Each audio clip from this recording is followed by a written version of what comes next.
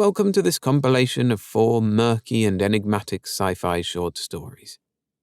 I'll be narrating Coming Attraction by Fritz Leiber, The Akkra Case by Miriam DeFord, Happy Rain Night by Dean Evans, and Monkey on His Back by Charles V. Deved. Before we start, just a quick pointer in the direction of some 4 novels I've narrated that you can now download in audiobook or MP3 form to listen wherever you like ad-free. If you're interested in that, there's a link in the description, and you can get hold of them in the knowledge that you're supporting me to continue bringing these classic gems back. But for now, let's get to the stories. So sit back, relax, and enjoy. Coming Attraction by Fritz Leiber. Narrated by William Skye. Women will always go on trying to attract men, even when the future seems to have no future. The coupe with the fishhooks welded to the fender shouldered up over the curb like the nose of a nightmare. The girl in its path stood frozen, her face probably stiff with fright under her mask. For once, my reflexes weren't shy. I took a fast step toward her, grabbed her elbow, yanked her back. Her black skirt swirled out. The big coupe shot by, its turbine humming. I glimpsed 3 faces. Something ripped. I felt the hot exhaust on my ankles as the big coupe swerved back into the street. A thick cloud like a black flower blossomed from its jouncing rear end, while from the fishhooks flew a black shimmering rag. "Did they get you?" I asked the girl. She had twisted around to look where the side of her skirt was torn away. She was wearing nylon tights. "The hooks didn't touch me," she said shakily. "I guess I'm lucky." I heard voices around us. "Those kids! What'll they think up next?" "They're a menace. They ought to be arrested." Sirens screamed at a rising pitch as 2 motor police, their rocket assist jets full on, came whizzing toward us after the coupe. But the black flower had become a thick fog obscuring the whole street. The motor police switched from rocket assists to rocket brakes and swerved to a stop near the smoke cloud. "Are you English?" the girl asked me. "You have an English accent." Her voice came shudderingly from behind the sleek black satin mask. I fancied her teeth must be chattering. Eyes that were perhaps blue searched my face from behind the black gauze covering the eye holes of the mask. I told her she'd guessed right. She stood close to me. "Will you come to my place tonight?" she asked rapidly. "I can't thank you now. And there's something you can help me about." My arm, still lightly circling her waist, felt her body trembling. I was answering the plea in that as much as in her voice when I said, "Certainly." She gave me an address south of Inferno, an apartment number, and a time. She asked me my name and I told her. "Hey, you!" I turned obediently to the policeman's shout. He shooed away the small clucking crowd of masked women and barefaced men. Coughing from the smoke that the black coupe had thrown out, he asked for my papers. I handed him the essential ones. He looked at them and then at me. "British border? How long will you be in New York?" Suppressing the urge to say, for as short a time as possible, I told him I'd be here for a week or so. "May need you as a witness," he explained.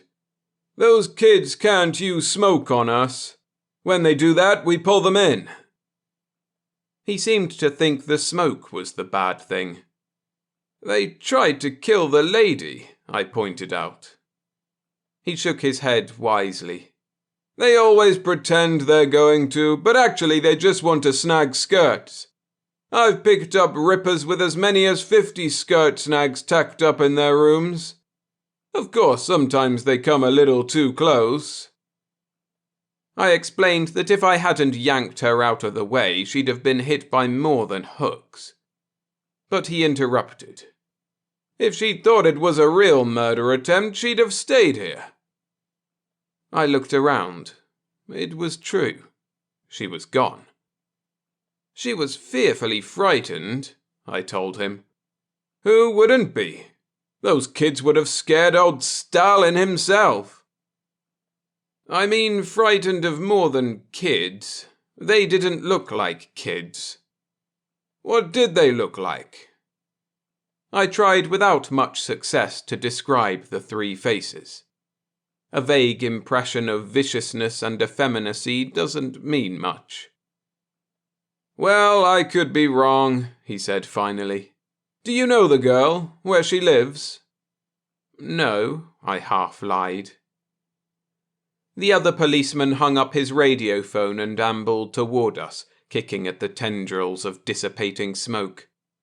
The black cloud no longer hid the dingy facades with their 5-year-old radiation flash burns, and I could begin to make out the distant stump of the Empire State Building, thrusting up out of inferno like a mangled finger. "They haven't been picked up so far," the approaching policeman grumbled. "Left smoke for 5 blocks from what Ryan says." The first policeman shook his head. "That's bad," he observed solemnly. I was feeling a bit uneasy and ashamed. An Englishman shouldn't lie, at least not on impulse. "They sound like nasty customers," the first policeman continued in the same grim tone. "We'll need witnesses. Looks as if you may have to stay in New York longer than you expect." I got the point. I said, "I forgot to show you all my papers," and handed him a few others, making sure there was a $5 bill in among them. When he handed them back a bit later, his voice was no longer ominous. My feelings of guilt vanished. To cement our relationship, I chatted with the two of them about their job. "I suppose the masks give you some trouble," I observed. "Over in England we've been reading about your new crop of masked female bandits." "Those things get exaggerated," the first policeman assured me. "It's the men masking as women that really mix us up. But brother, when we nab them, we jump on them with both feet." "And you get so you can spot women almost as well as if they had naked faces," the second policeman volunteered. "You know, hands and all that." "Especially all that," the first agreed with a chuckle. "Say, is it true that some girls don't mask over in England?" "A number of them have picked up the fashion," I told him. "Only a few, though. The ones who always adopt the latest style, however extreme." "They're usually masked in the British newscasts." "I imagine it's arranged that way out of deference to American taste," I confessed. "Actually, not very many do mask." The second policeman considered that. "Girls going down the street bare from the neck up." It was not clear whether he viewed the prospect with relish or moral distaste. Likely both. "A few members keep trying to persuade Parliament to enact a law forbidding all masking," I continued, talking perhaps a bit too much. The second policeman shook his head. "What an idea! You know, masks are a pretty good thing, brother. Couple of years more and I'm going to make my wife wear hers around the house." The first policeman shrugged. "If women were to stop wearing masks, in 6 weeks you wouldn't know the difference. You get used to anything if enough people do or don't do it." I agreed rather regretfully and left them. I turned north on Broadway, Old 10th Avenue, I believe, and walked rapidly until I was beyond Inferno. Passing such an area of undecontaminated radioactivity always makes a person queasy. I thanked God there weren't any such in England as yet. The street was almost empty, though I was accosted by a couple of beggars with faces tunnelled by H-bomb scars. Whether real or of make-up putty I couldn't tell. A fat woman held out a baby with webbed fingers and toes.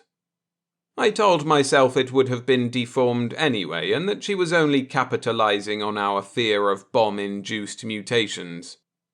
Still, I gave her a 7.5-cent piece. Her mask made me feel I was paying tribute to an African fetish. "May all your children be blessed with 1 head and 2 eyes, sir." "Thanks," I said, shuddering, and hurried past her. "There's only trash behind the mask, so turn your head, stick to your task. Stay away from the girls." This last was the end of an anti-sex song being sung by some religionists half a block from the circle and cross insignia of a femalist temple. They reminded me only faintly of our small tribe of British monastics. Above their heads was a jumble of billboards advertising pre-digested foods, wrestling instruction, radio handies, and the like. I stared at the hysterical slogans with disagreeable fascination.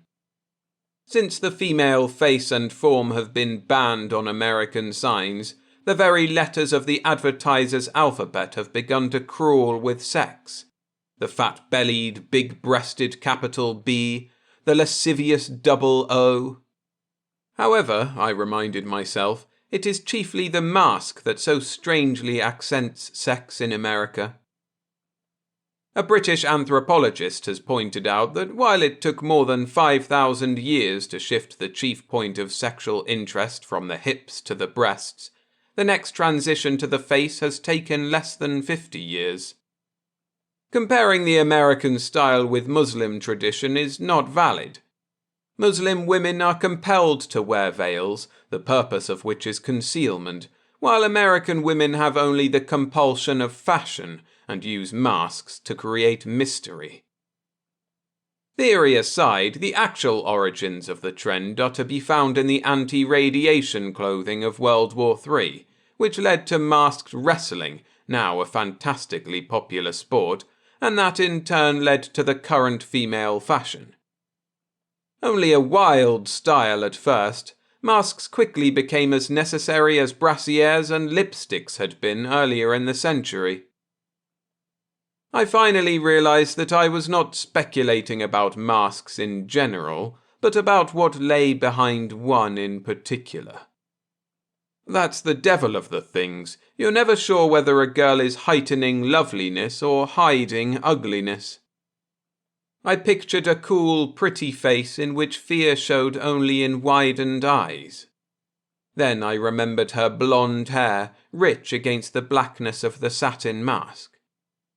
She'd told me to come at the 22nd hour, 10 p.m. I climbed to my apartment near the British consulate. The elevator shaft had been shoved out of plumb by an old blast, a nuisance in these tall New York buildings. Before it occurred to me that I would be going out again, I automatically tore a tab from the film strip under my shirt. I developed it just to be sure. It showed that the total radiation I'd taken that day was still within the safety limit. I'm not phobic about it, as so many people are these days, but there's no point in taking chances. I flopped down on the daybed and stared at the silent speaker and the dark screen of the video set. As always, they made me think, somewhat bitterly, of the two great nations of the world. Mutilated by each other, yet still strong, they were crippled giants poisoning the planet with their dreams of an impossible equality and an impossible success. I fretfully switched on the speaker. By luck, the newscaster was talking excitedly of the prospects of a bumper wheat crop sown by planes across a dust bowl moistened by seeded rains. I listened carefully to the rest of the program. It was remarkably clear of Russian telejamming, but there was no further news of interest to me. And of course, no mention of the moon, though everyone knows that America and Russia are racing to develop their primary bases into fortresses capable of mutual assault and the launching of alphabet bombs toward Earth.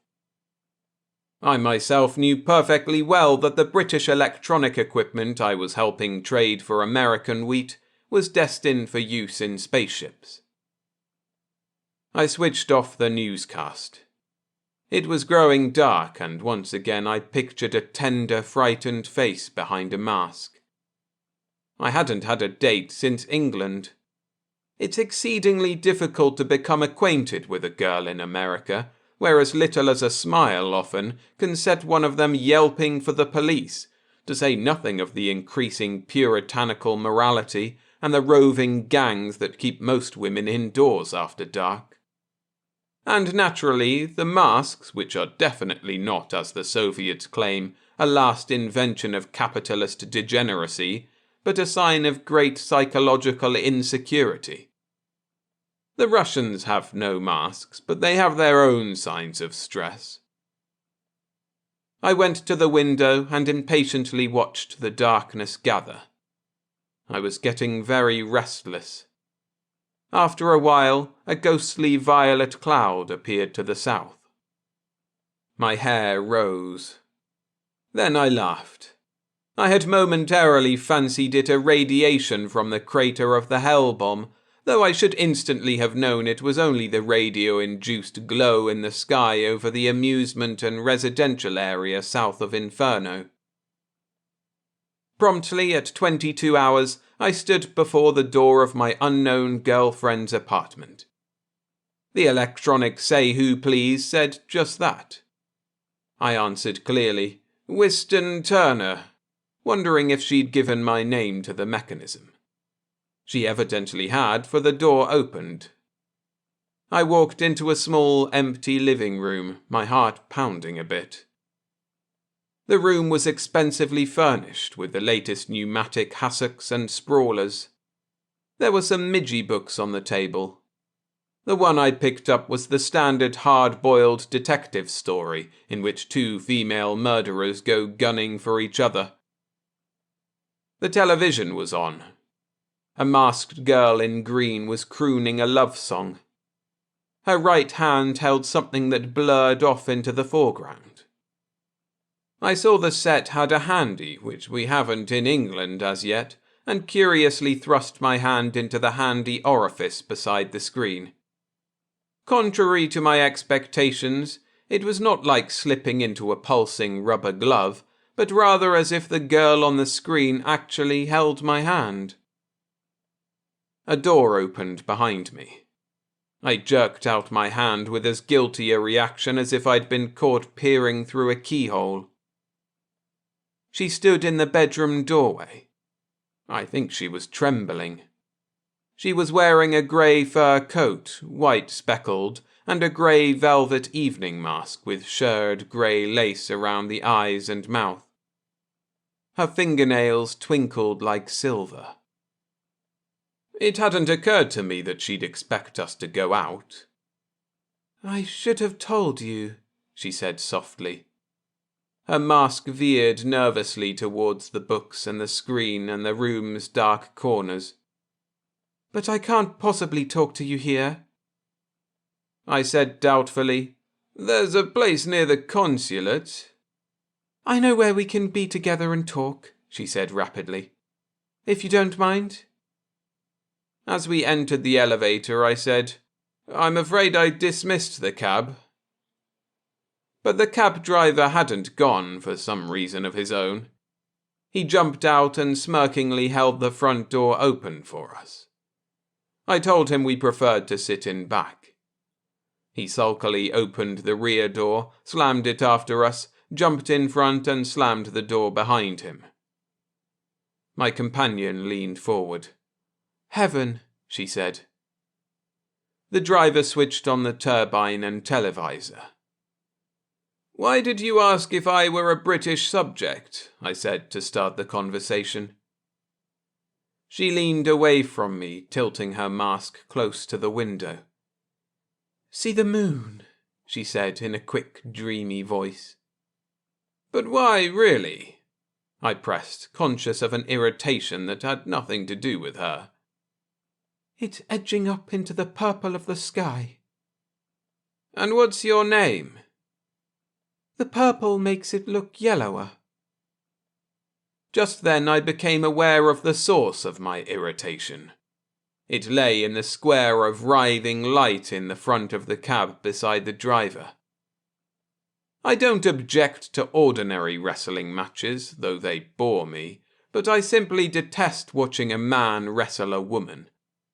The fact that the bouts are generally on the level, with the man greatly outclassed in weight and reach, and the masked females young and personable, only makes them seem worse to me.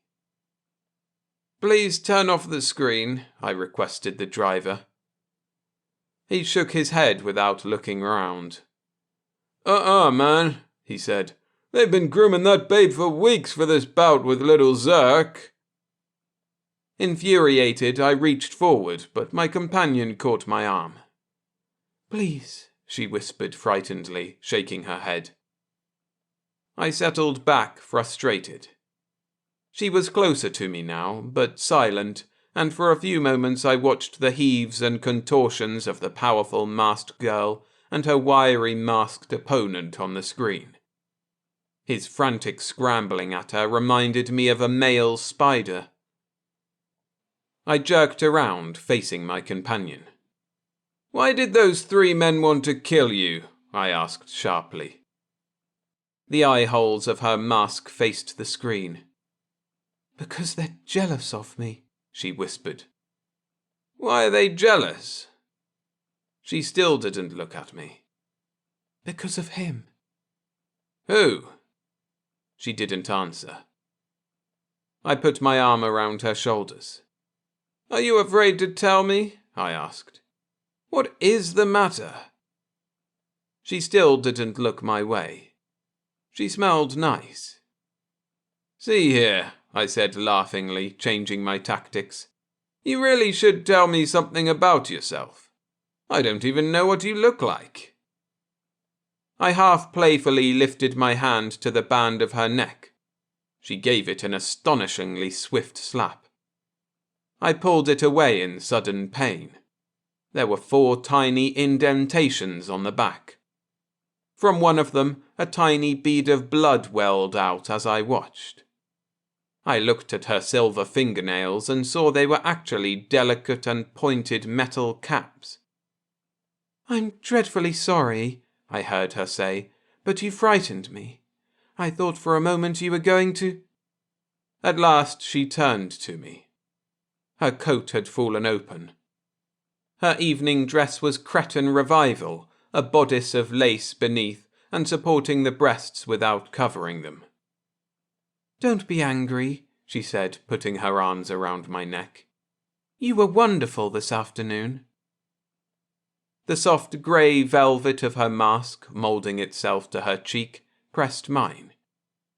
Through the mask's lace, the wet, warm tip of her tongue touched my chin.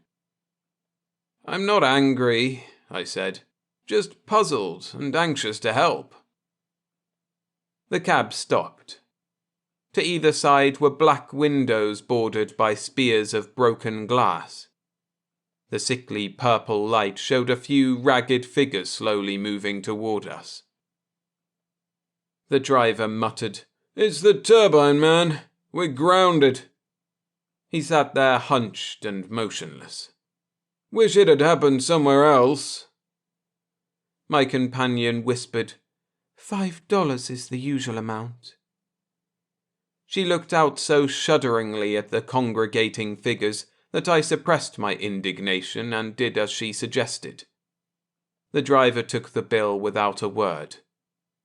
As he started up, he put his hand out the window and I heard a few coins clink on the pavement. My companion came back into my arms, but her mask faced the television screen, where the tall girl had just pinned the convulsively kicking little Zerk. "I'm so frightened," she breathed. Heaven turned out to be an equally ruinous neighbourhood, but it had a club with an awning and a huge doorman uniformed like a spaceman but in gaudy colours. In my sensuous days I rather liked it all. We stepped out of the cab just as a drunken old woman came down the sidewalk, her mask awry. A couple ahead of us turned their heads from the half-revealed face, as if from an ugly body at the beach. As we followed them in, I heard the doorman say, "Get along, Grandma, and watch yourself." Inside, everything was dimness and blue glows. She had said we could talk here, but I didn't see how. Besides the inevitable chorus of sneezes and coughs, they say America is 50% allergic these days, there was a band going full blast in the latest robot style, in which an electronic composing machine selects an arbitrary sequence of tones into which the musicians weave their raucous little individualities. Most of the people were in booths. The band was behind the bar. On a small platform beside them, a girl was dancing, stripped to her mask. The little cluster of men at the shadowy far end of the bar weren't looking at her. We inspected the menu in gold script on the wall and pushed the buttons for breast of chicken, fried shrimps, and 2 scotches. Moments later, the serving bell tinkled. I opened the gleaming panel and took out our drinks. The cluster of men at the bar filed off toward the door, but first they stared around the room. My companion had just thrown back her coat.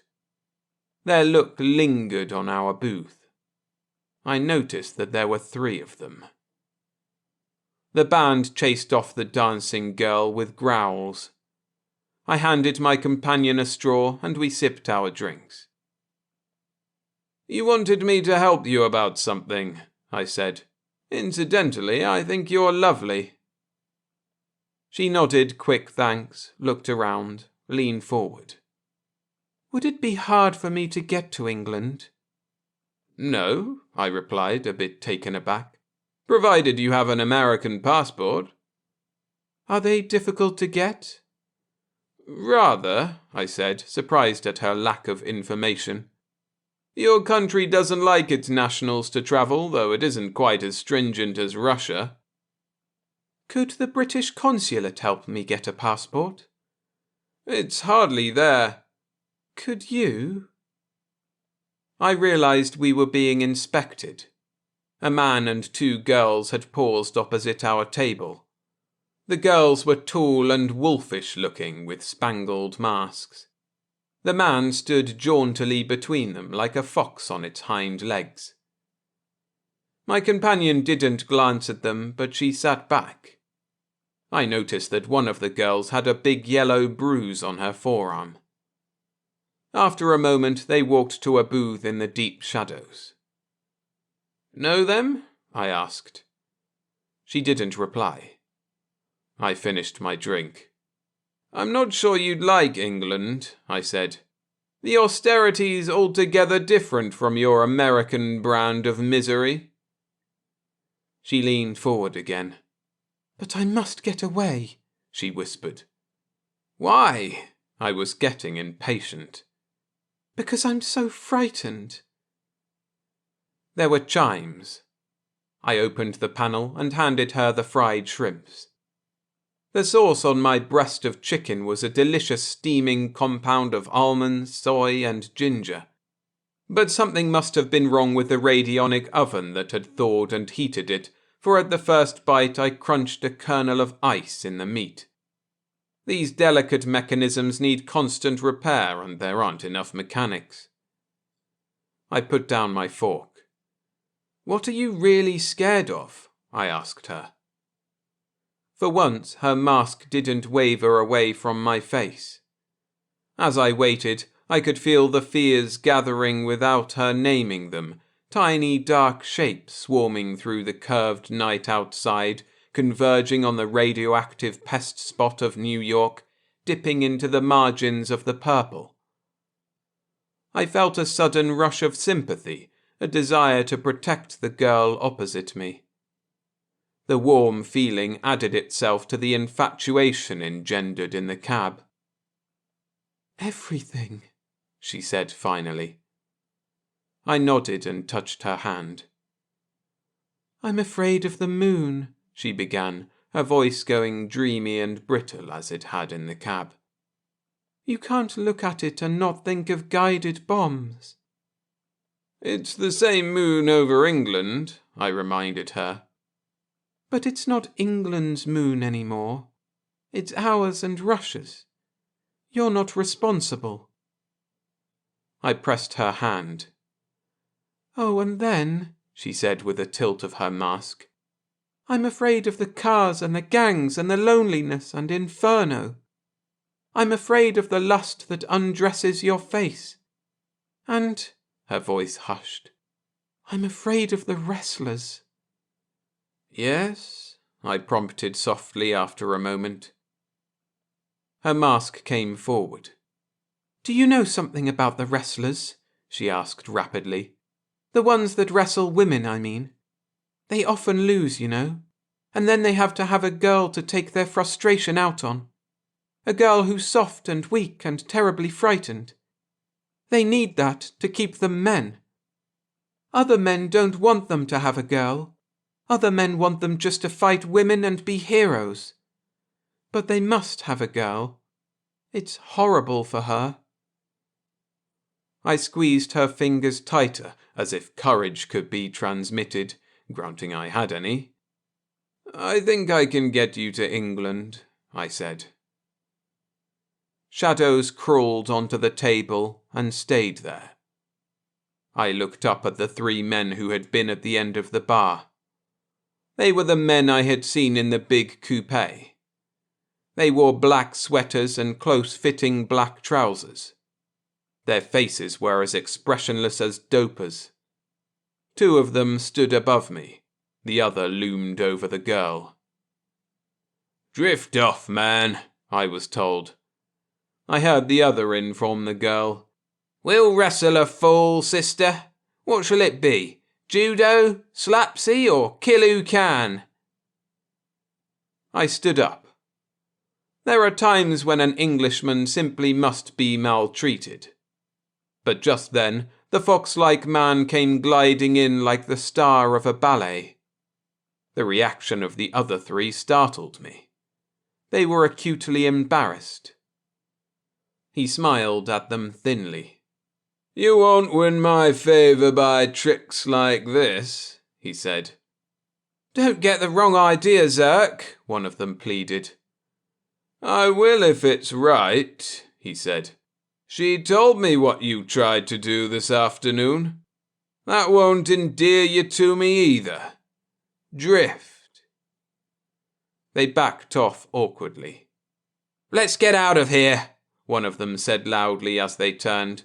"I know a place where they fight naked with knives." Little Zirk laughed musically and slipped into the seat beside my companion. She shrank from him just a little. I pushed my feet back, leaned forward. "Who's your friend, baby?" he asked, not looking at her. She passed the question to me with a little gesture. I told him. "British," he observed. "She's been asking you about getting out of the country, about passports." He smiled pleasantly. "She likes to start running away. Don't you, baby?" His small hand began to stroke her wrist, the fingers bent a little, the tendons ridged as if he were about to grab and twist. "Look here," I said sharply. "I have to be grateful to you for ordering off those bullies, but—" "Think nothing of it," he told me. "They're no harm except when they're behind steering wheels. A well-trained 14-year-old girl could cripple any one of them. Why even Theda here if she went in for that sort of thing?" He turned to her, shifting his hand from her wrist to her hair. He stroked it, letting the strands slip slowly through his fingers. "You know I lost tonight, baby, don't you?" he said softly. I stood up. "Come along," I said to her. "Let's leave." She just sat there. I couldn't even tell if she was trembling. I tried to read a message in her eyes through the mask. "I'll take you away," I said to her. "I can do it. I really will." He smiled at me. "She'd like to go with you," he said. "Wouldn't you, baby?" "Will you or won't you?" I said to her. She still just sat there.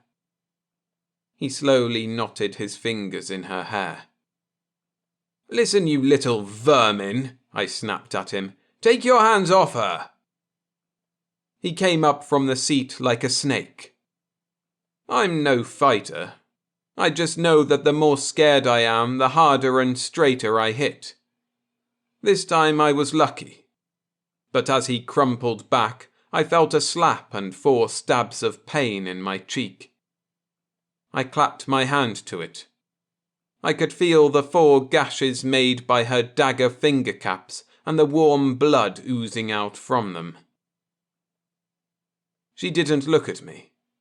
She was bending over little Zerk and cuddling her mask to his cheek and crooning, There, don't feel bad.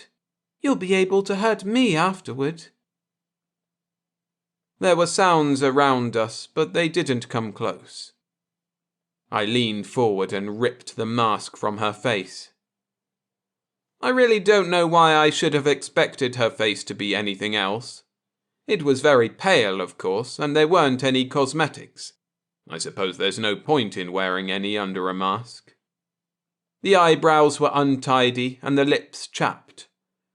But as for the general expression, as for the feelings crawling and wriggling across it, have you ever lifted a rock from damp soil? Have you ever watched the slimy white grubs? I looked down at her, she up at me. "Yes, you're so frightened, aren't you?" I said sarcastically. "You dread this little nightly drama, don't you? You're scared to death." And I walked right out into the purple night, still holding my hand to my bleeding cheek. No one stopped me, not even the girl wrestlers. I wished I could tear a tab from under my shirt and test it then and there, and find I'd taken too much radiation, and so be able to ask to cross to the Hudson and go down New Jersey, past the lingering radiance of the Narrows bomb, and so on to Sandy Hook, to wait for the rusty ship that would take me back over the seas to England.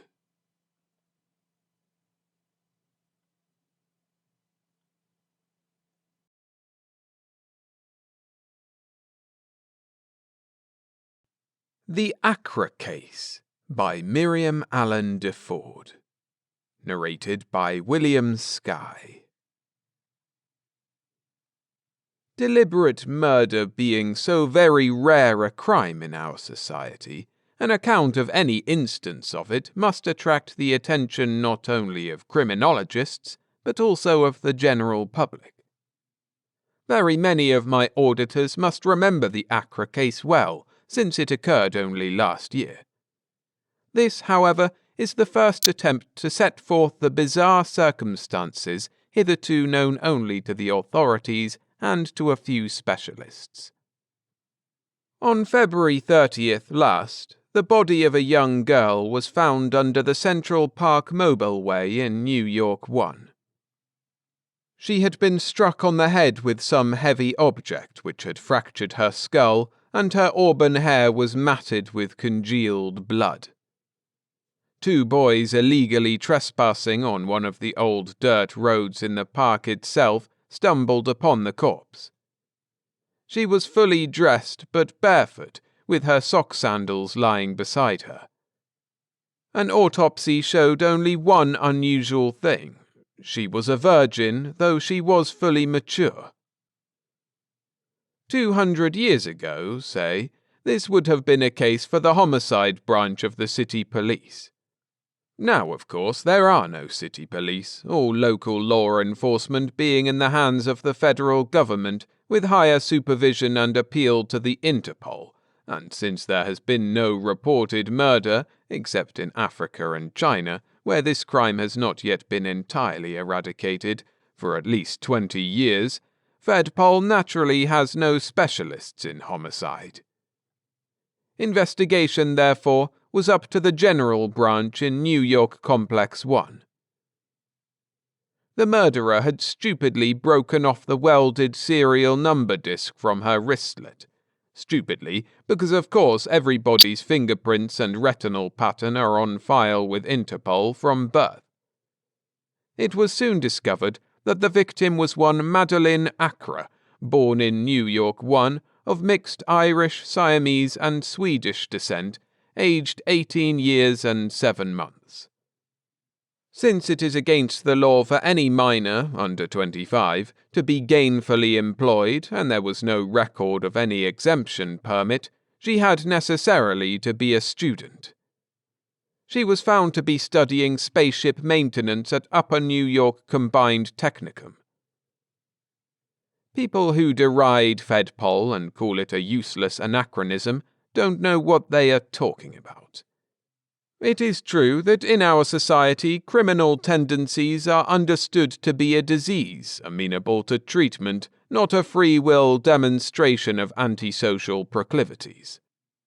But it is also true that every member of Fedpol, down to the merest rookie policeman, is a trained specialist in some field, and that most of its officers are graduate psychiatrists. As soon as Madeline Akkra's identity was determined, it was easy to find out everything about her. The circumstances surrounding her in life were sufficiently odd in themselves.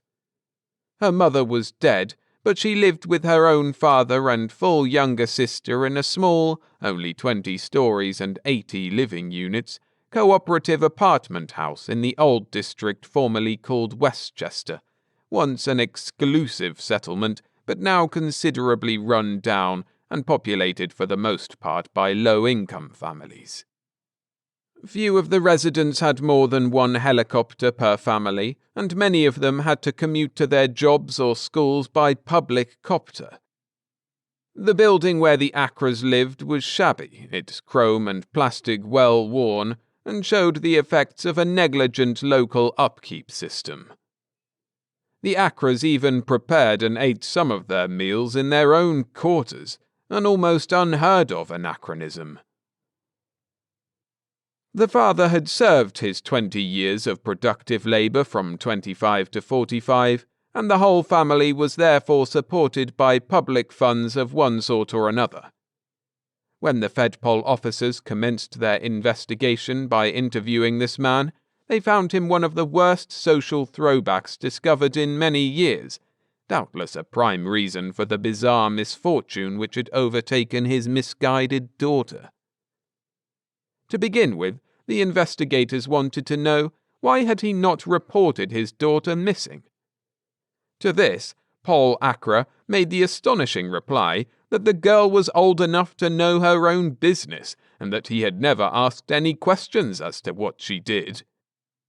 Everyone knows it is every adult's responsibility to report any deviation by the young more serious than the mischievous trespassing by the boys who had found Madeline Akkra's body and who at least had gone to Fedpol at once. The officers could get no lead whatever from the girl's father. To find the murderer, it was of first importance to establish the background of this strange case. Access to the park is difficult, has been difficult ever since, more than a century ago, the area became a hunting ground for thieves and hoodlums, and was transformed into a cultivated forest and garden preserved for aesthetic reasons, and to be viewed only from the mobile ways above. The boys who found the body are, of course, proof that the sealing off of the park is not entirely effective, but surely only a daring and agile child could insinuate himself under the thorn-set hedges surrounding the park, or swing down to the treetops from the structure above. If the victim had been killed elsewhere, how was her body carried to the spot where it was found? Both murderer and corpse would have had to penetrate unobserved into an almost impenetrable area. Could the body have been thrown from above? But if so, how could the remains of a full-grown girl have been transported from either a ground car or a copter onto the crowded mobileway, brightly lighted all night long? She must have gone there alive, either under duress or of her own accord. The first and most natural question to Fedpol was, who did have access to the park? The answer was the gardeners. But the gardeners were out. They were all robots, even their supervisor. No robot is able to harm a human being. Moreover, no robot could have brought the victim in from outside if she had been killed elsewhere. The gardeners never leave the park, and they would repel any strange robot from elsewhere who tried to enter it. And one could hardly imagine a sane human being who would go to the park for a rendezvous with a robot. It was Madeline's little sister Margaret who interrupted the futile interrogation of the surly and resistant Paul Akkra and provided the first clue. She caught the eye of the investigating officer, Inspector Dougal Kazazian, and quietly went into the next room where Kazazian followed her after posting his assistant with the father. "I promised Madeline I would never tell on her," she whispered. "But now it doesn't matter." She had loved her sister. Her eyes were puffy from weeping. She'd been going to naturist get-togethers. Kazazian almost groaned aloud. He might have known. This was the first time they had been linked with murder, but it seemed to him that in almost every other affair he had investigated for the past few years, the subversive naturists somehow had crept in.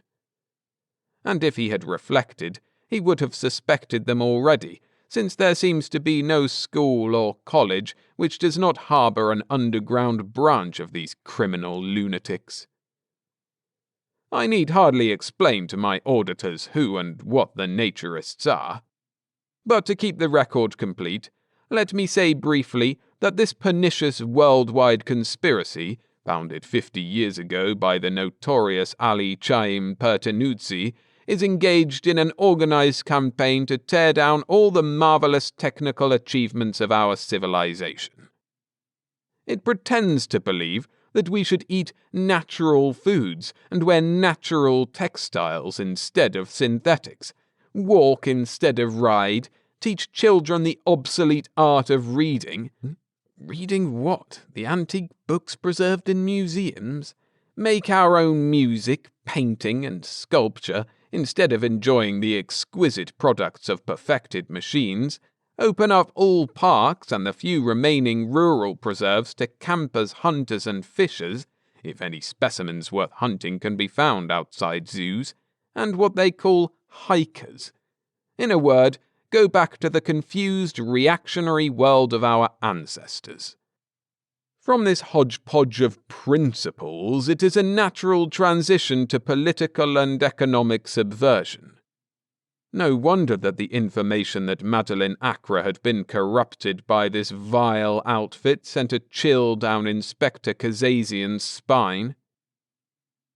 It explained a great deal, however. The naturists professed to oppose our healthy system of sexual experimentation, and Madeline had been a virgin. The weird family situation and her father's attitude both toward her and toward the Fedpol aroused suspicion that he too was affiliated with the naturists, not simply that Madeline had flirted with the outer edges of the treasonable organization as a fellow seeker without her father's knowledge. Suppose the girl, fundamentally decent and ethically minded, had revolted against the false doctrine and threatened to betray its advocates. Then she might have been killed to silence her, And what more likely than that, as a piece of brazen defiance, her murdered corpse should have been deposited in the only bit of natural ground still remaining in the New York area? But how? And by whom? The first step, of course, was to fling a dragnet around all known or suspected naturists in the district. In a series of flying raids, they were rounded up, and since there no longer exist those depositories for offenders formerly known as prisons, they were kept incommunicado in the psychiatric wards of the various hospitals. For good measure, Paul Akkra was included. Margaret, at 13, was old enough to take care of herself. Next, all Madeline's classmates at the Technicum, the operators of her teach-communicators, and members of other classes with whom it was learned she had been on familiar terms, were subjected to an intensive electronic questioning. Several of these were themselves discovered to be tainted with naturism and were interned with the rest. One of the tenets of naturism is a return to the outworn system of monogamy, and the questioning was directed particularly to the possibility that Madeline had formed half of one of the notorious naturist steady couples, who often associate without or before actual mating. But day after day, the investigators came up with not the slightest usable lead. Please do not think I am underrating Fedpol. Nothing could have been more thorough than the investigation they undertook. But this turned out in the end to be a case which by its very nature obfuscated the normal methods of criminological science. Fedpol itself has acknowledged this by its formation in recent months of the Affiliated Assistance Corps, made up of amateurs who volunteer for the detection of what are now called Class X crimes, those so far off the beaten path that professionals are helpless before them. For it was an amateur who solved Madeline Akkra's murder, her own little sister. When Margaret Akkra reaches the working age of 25, she will be offered a paid post as New York area coordinator of the AAC. Left alone by her father's internment, Margaret began to devote her whole time out of school hours to the pursuit of the person or persons who had killed her sister. She had told Kazazian all she actually knew, but that was only her starting point. Though she herself, as she had told the inspector, believed that the murder might be traced to Madeline's connection with the naturist, and though she probably at least suspected her father to be involved with them also, she did not confine herself to that theory as the Fedpol, with its scientific training, was obliged to do. Concealed under a false floor in her father's bedroom, mute evidence of his naturist affiliation, she found a cache of printed books, heirlooms which should long ago have been presented to a museum for consultation by scholars only. They dated back to the 20th century, and were of the variety then known as mystery stories. Margaret, of course, could not read them. But she remembered now, with revulsion, how when she and Madeline were small children, their mother had sometimes, with windows closed and the video phone turned off, amused them by telling them ancient myths and legends that by their very nature Margaret now realized must have come from these contraband books. Unlike her father and her sister, and apparently her mother as well, Margaret Akkra had remained a wholesome product of a civilized education. She had nothing but horror and contempt for the subversive activities in the midst of which, she knew now, she had grown up. The very fact, which became plain to her for the first time, that her parents had lived together without changing partners until her mother had died, was evidence enough of their aberration. But, stricken to the heart as the poor girl was, she could not cease to love those she had always loved, or to be diverted from her resolution to solve her sister's murder. Shudder as she might at the memory of those subversive books, she yet felt they might inadvertently serve to assist her. It was easy to persuade the school authorities that her shock and distress over Madeline's death had slowed up her conscious mind, and to get herself assigned to a few sessions with the electronic memory stimulator. It took only 2 or 3 to bring back in detail the suppressed memories, and to enable her to extrapolate from them. One feature of these so-called mysteries that came back to her struck Margaret with a special force: the frequent assertion that murderers always return to the scene of their crime. She decided that she too must plant herself at the spot where her sister's body had been found, and lie in wait for the returning killer. It would be useless to try to obtain official permission, but she was only 13, as lean and agile as any other child, and if boys could evade the hedges and the robot gardeners, so could she. The audio vids had displayed plenty of pictures of the exact scene, and Margaret knew where to find it. But an inspection of the hedges showed her that it would be easier for her to get in from above at night, a likelier time also for her prey. She located a place where the trees grew almost to the mobile way and shaded a section of it between the lamps.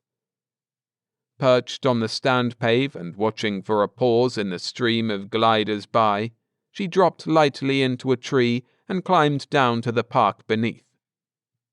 Hiding from the gardeners, she made her way to the bushes where the boys had discovered Madeline. For nearly a week, fortified by sleep-noma pills, Margaret spent every moment after dark in this hideaway. It was a long, nerve-wracking vigil, the close contact with leaves and grass, the sound of the wind in the trees, the unaccustomed darkness away from the lights above, the frightening approach of wild squirrels and rabbits and even birds, the necessity to stay concealed from passing robots, kept her on edge. But stubbornly, she persisted, and at last she was rewarded. It was not late, only about 20 o'clock, when she heard a scramble and bump not far from her own means of access to the park. It was not the first time since her watch began that she had heard other adventurers, invariably small and rather scared boys who dared one another to walk for a few feet along the dirt paths, then in a panic rushed back the way they had come. But this time the steps came directly toward her, human footsteps, not the shuffle of a robot. Hidden behind a bush, Margaret saw them approach, 2 boys of about her own age. And then, with a sickening lurch of her heart, she recognized them. She had seen them, acclaimed as heroes on the video screen. They were the 2 who had found Madeline.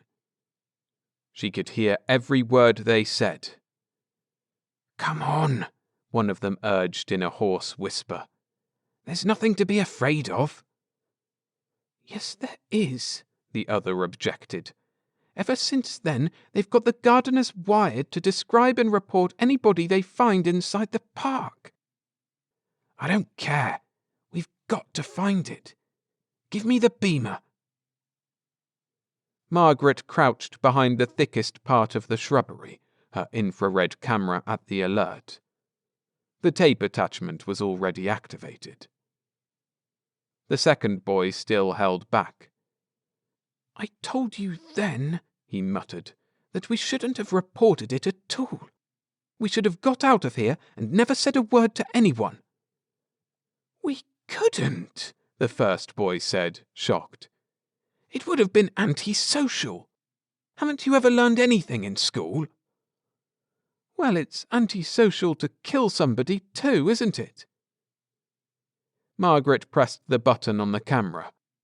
Enlarged enough, even the identification discs on the boys' wristlets would show.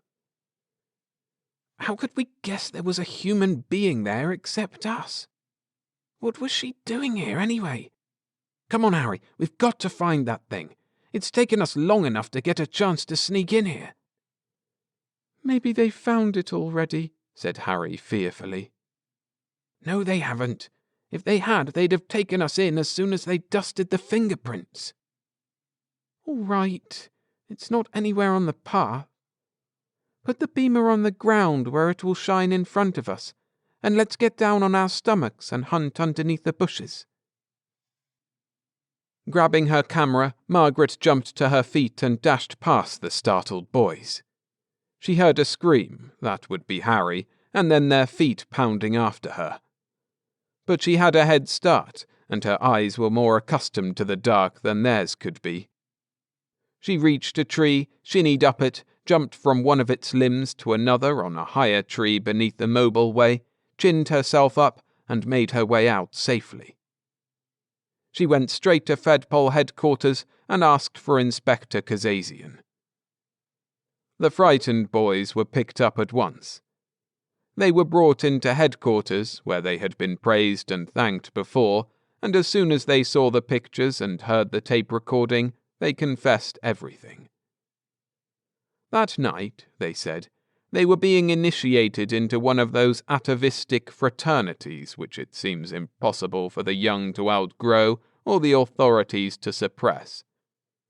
As part of their ordeal, they had been required to sneak into Central Park and to bring back as proof of their success a captured robot gardener. Between them, they had decided that the only way they could ever get their booty would be to disassemble the robot, for though it could not injure them if they took hold of it, its communication valve would blow and the noise would bring others immediately. So they had taken along what seemed to them a practical weapon, a glass brick pried out of the back of a locker in the school gym. Hurled by a strong and practiced young arm, it could deactivate the robot's headpiece. When, as they waited in the darkness for a gardener to appear, they saw a figure moving about in the shrubbery bordering the path, one of them, neither would say which one it was, let fly. To their horror, instead of the clang of heavy glass against metal, they heard a muffled thud as the brick struck flesh and bone. They started to run away, but after a few paces they forced themselves to return.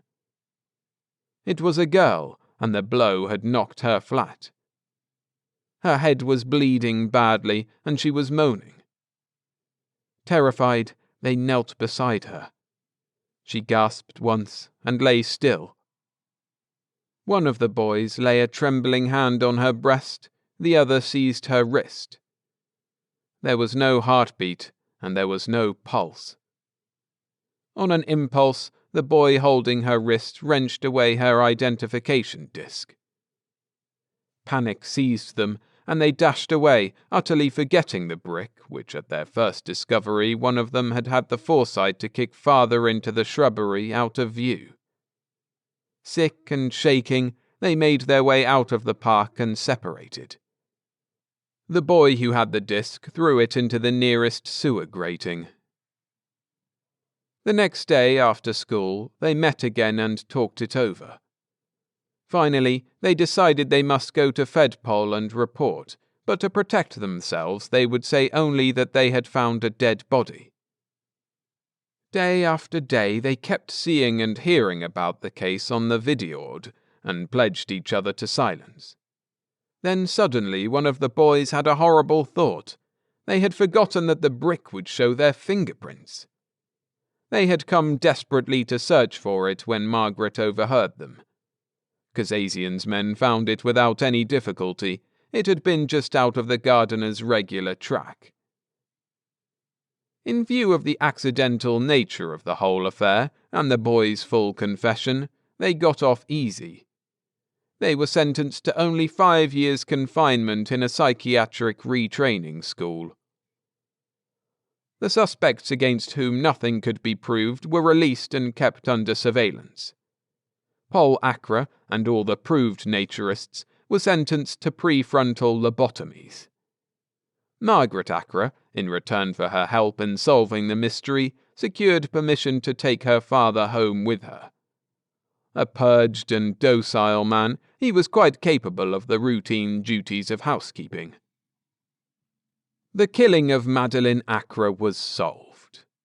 But one question remained.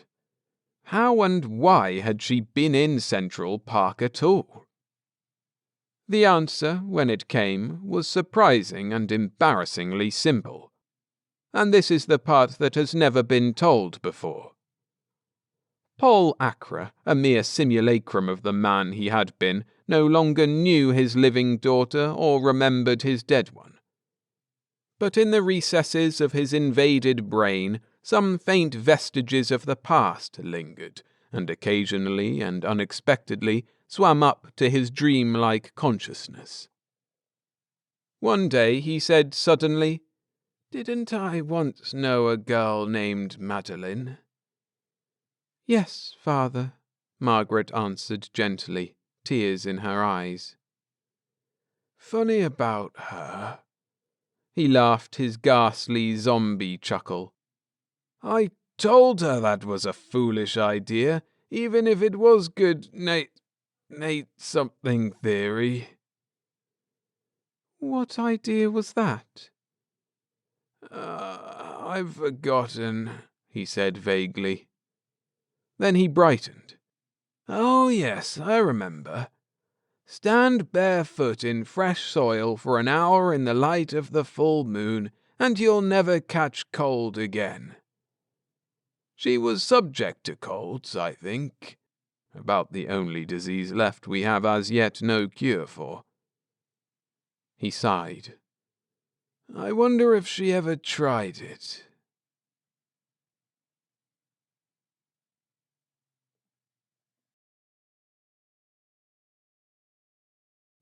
Remember, hitting the like button really helps the channel, and so does hyping the video.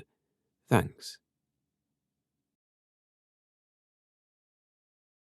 Happy Rain Night by Dean Evans.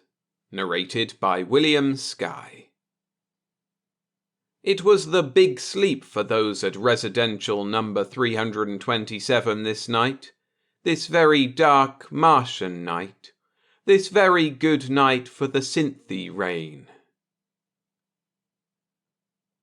It was the eve of the annual Cynthy rain, and all Mars was settling down for the big sleep that always went with it. Everything was ready. Resso skins had been peeled off the pumps a week before. Thought the lone attendant at the fuel port outside the city. You could tell everything was ready, even the traffic was thinning. Hadn't been a copter or anything in for fuel in the last 10 minutes. He eyed the wall clock inside his cubicle. Almost 11. Might as well close up and go on home. There wouldn't be any more customers in tonight. He suddenly decided to modify that thought as an old hull-weary job came banging clumsily down into cradle number 1 and slumped, little vibration tentacles rippling here and there over its surface. He sighed, went out the lock, went over to the cradle. There was a woman in the ship. Not much of a woman, but you never knew what the big gambling city of Freyon would draw next in the line of tourists. All kinds. Like this one. This one could be called typical. Wild black hair on the dame. Not long, but wild. A little sloppy like the last season's modo strap she wore on the white skin between her breasts. The strap looked fringy. "Fuel, miss?" he asked. But the woman didn't seem to hear. She was studying a small scanning disc, turning it this way and that like somebody pruning herself. Only not. She was giving the place the once-over. "Yeah," she said finally. "Yeah, but not the kind you think." She stopped. She glared suddenly across the ramps at another jet, a security ship, that was coming in fast, settling for the cradle next to hers. "No," she said. "No, changed my mind. How far's Freyon from here?" "You're on the edges now. Follow the bottom lane and drop when you see the lights. That be all." But the woman didn't answer. She yanked at controls inside the cabin, and the old beat-up jet rose with a tired, grumbling roar, like the sigh of a very old man contemplating the long, long years that have gone. 10 minutes later, she looked down, yanked once more on the controls. She'd almost overshot. The ship shuddered violently fore to aft, and then jammed down inside the administration port. She hunched her shoulders inside the plastiskin, let her eyes go up to a sucker sign off in the distance. She read, "City of Freyon, Gambler's Paradise," and in small letters beneath, "Come clean, go away the same." She curled her lip. Between Freyon and the city of Zhao to the south, the planet had quite a bit of paradise. Of the two cities, though, Freyon was the larger. Freyon would be the logical one. That's why she chose to try it first. That's where he would come. She left the ship and made her way over to the guide, a small niche of a place set into the corner of the now darkened administration building. The guide was open, but it didn't look as though it was doing any business. She went inside. There weren't any customers at all. The only person in the place was a young, greasy-looking man, an attendant who just now was looking bored and fingering a black pencil-line moustache. The greasy-looking man raised his eyes. His finger left off caressing his moustache, and he studied the woman coming toward the desk. Nice build. A little on the rough side, like something left out in the atmosphere too long, but all in all, not too bad. Beggars can't be choosers. Not on rain night, they can't. Not way out here on the edge of nothing at 11 in the evening when everybody's gone home, they can't. He pushed the machine of buttons across the desk toward the woman. "Just in off the desert?" he asked. The woman tossed hair out of her eyes.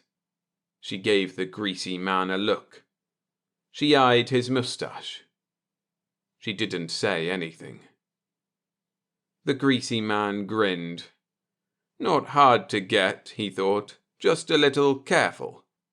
A little careful till she found out what he had to offer, generally speaking. 5 more minutes before we close, he said, his grin changing to a leer. You look a little lonely, sister. Me, I'm right there beside you, yanking on the same controls.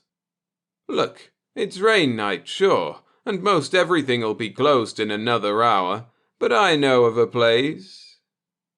He left the rest unsaid. He raised an eyebrow significantly. The woman didn't say anything. She dropped a teal credit into the slot on the control box, punched a button. Nothing happened. Then the teal came rattling back at her through the reject. She looked up. "Something?" the greasy man said. "Yeah. I punch the button for a room and all that happens is my money coming back." "A room?" He looked incredulous. "On rain night? Don't be absurd, sister. All taken days ago. Might try the Coptals. They might have a vacancy. But why worry about that? Like I said." He leaned over the counter, leaned over toward the woman. Leaned right into a heat gun that had appeared like old-time magic in the woman's right hand. "Hey!"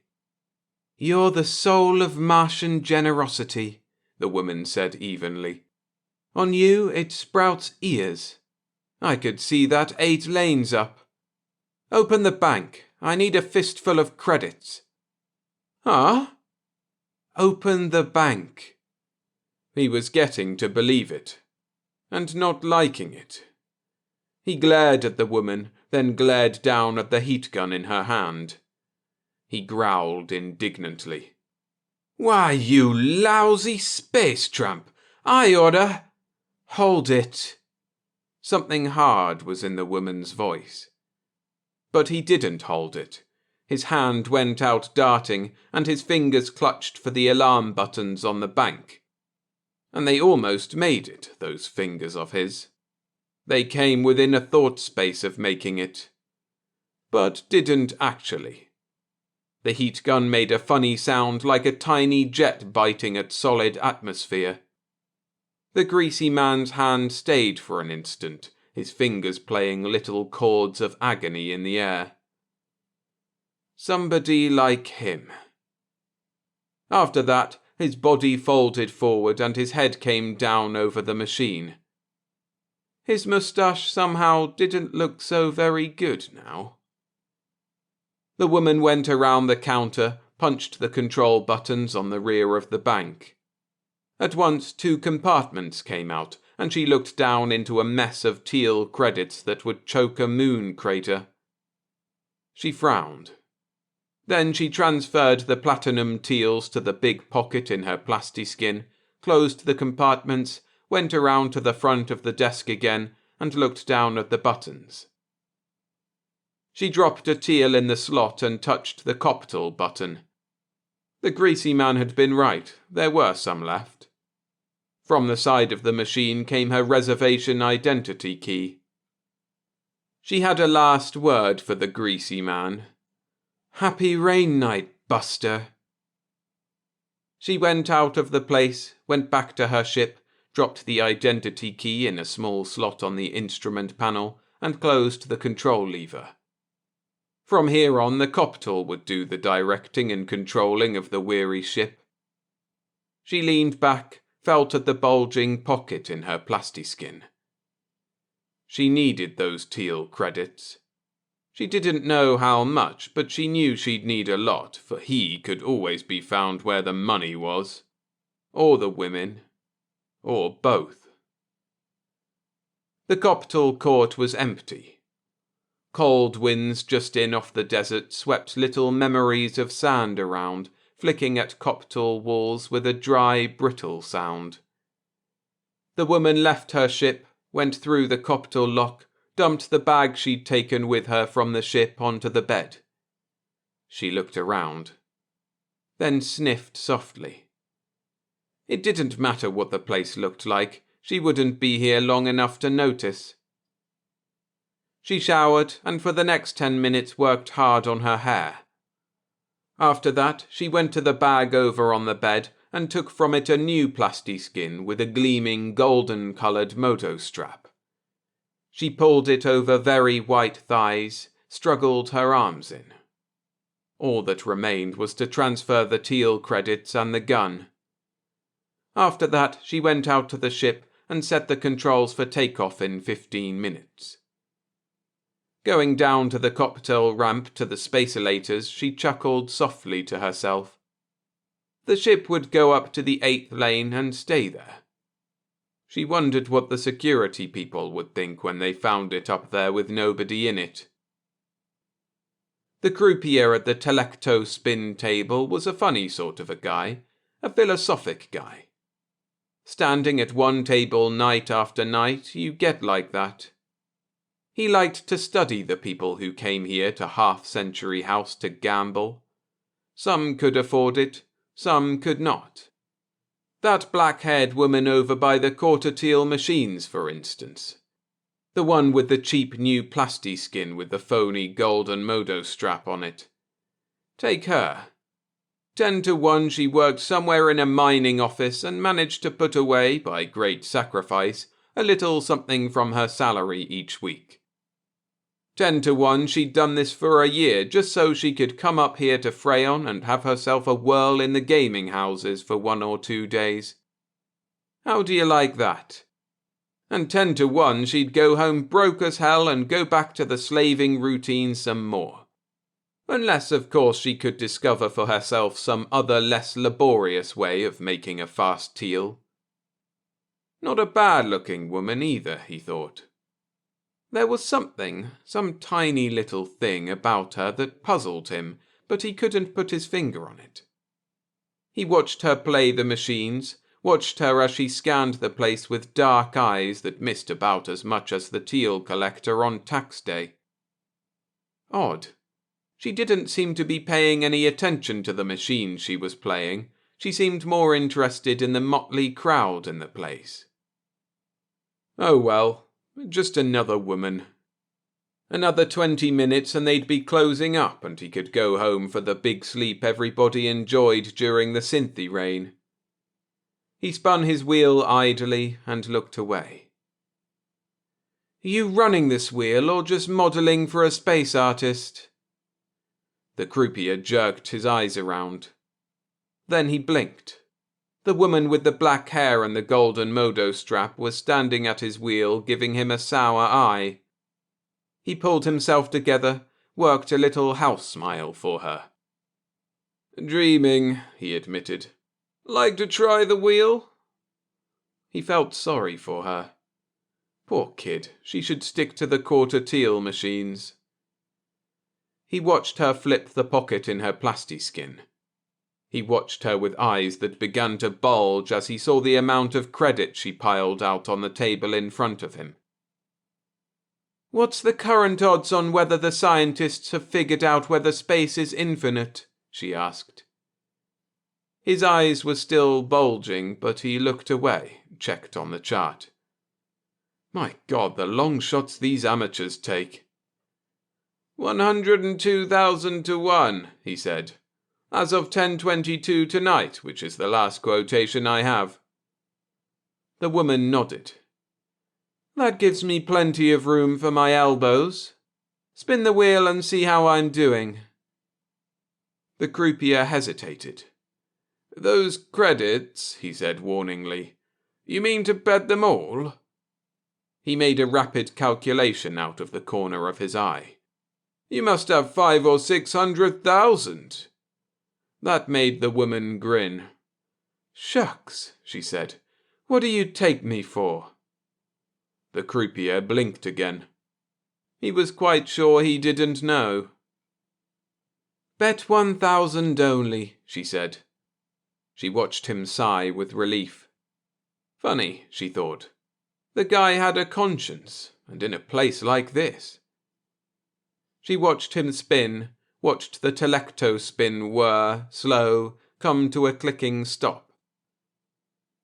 99,604, he said, to 1. Uh-huh. And now what does the chart say? The croupier checked.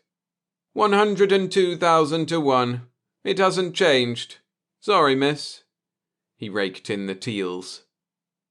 That was fun, said the woman. So much fun I'm getting bored stiff. Rake in the rest of these teals too. Stick 'em in your pocket. What? The croupier's eyebrows jumped. Yeah. He blinked, studied, blinked again. His philosophic thoughts were going out the space lock fast. He was trying to revise, trying to bring himself up to date. He wasn't getting anywhere. That golden modo strap was phony. A child could see it was. And yet, I'm not so good on my telepathy tonight, he said coldly. Skip it. I'm like a guy named Slan you used to read about. Had shields up around my brain. That brought a cell of silence around the table. The croupier didn't speak, didn't blink, didn't breathe, didn't do anything. Looking for a man, said the woman finally. Space-happy guy named Artie Sterling. Know him? The croupier caught a glint of something hard in the woman's eyes. He still didn't say anything. Don't think you're selling a good Joe down the canal, the woman went on. If you thought that, drop it. There isn't a creeping, crawling, oozing thing on all Mars to compare with him. I know. Who would know better than me? The croupier still didn't say anything. But his eyes said it for him. They were asking a question as big as space itself. The guy's my husband, said the woman. She stopped. She studied the worry lines that responsibility had embedded in the croupier's forehead. She said, "You look like a nice, hard-working man to me. A good family man. You probably got a nice wife, couple of nice kiddies at home. You worry a little sometimes, though, because the money a croupier makes isn't a hell of a lot.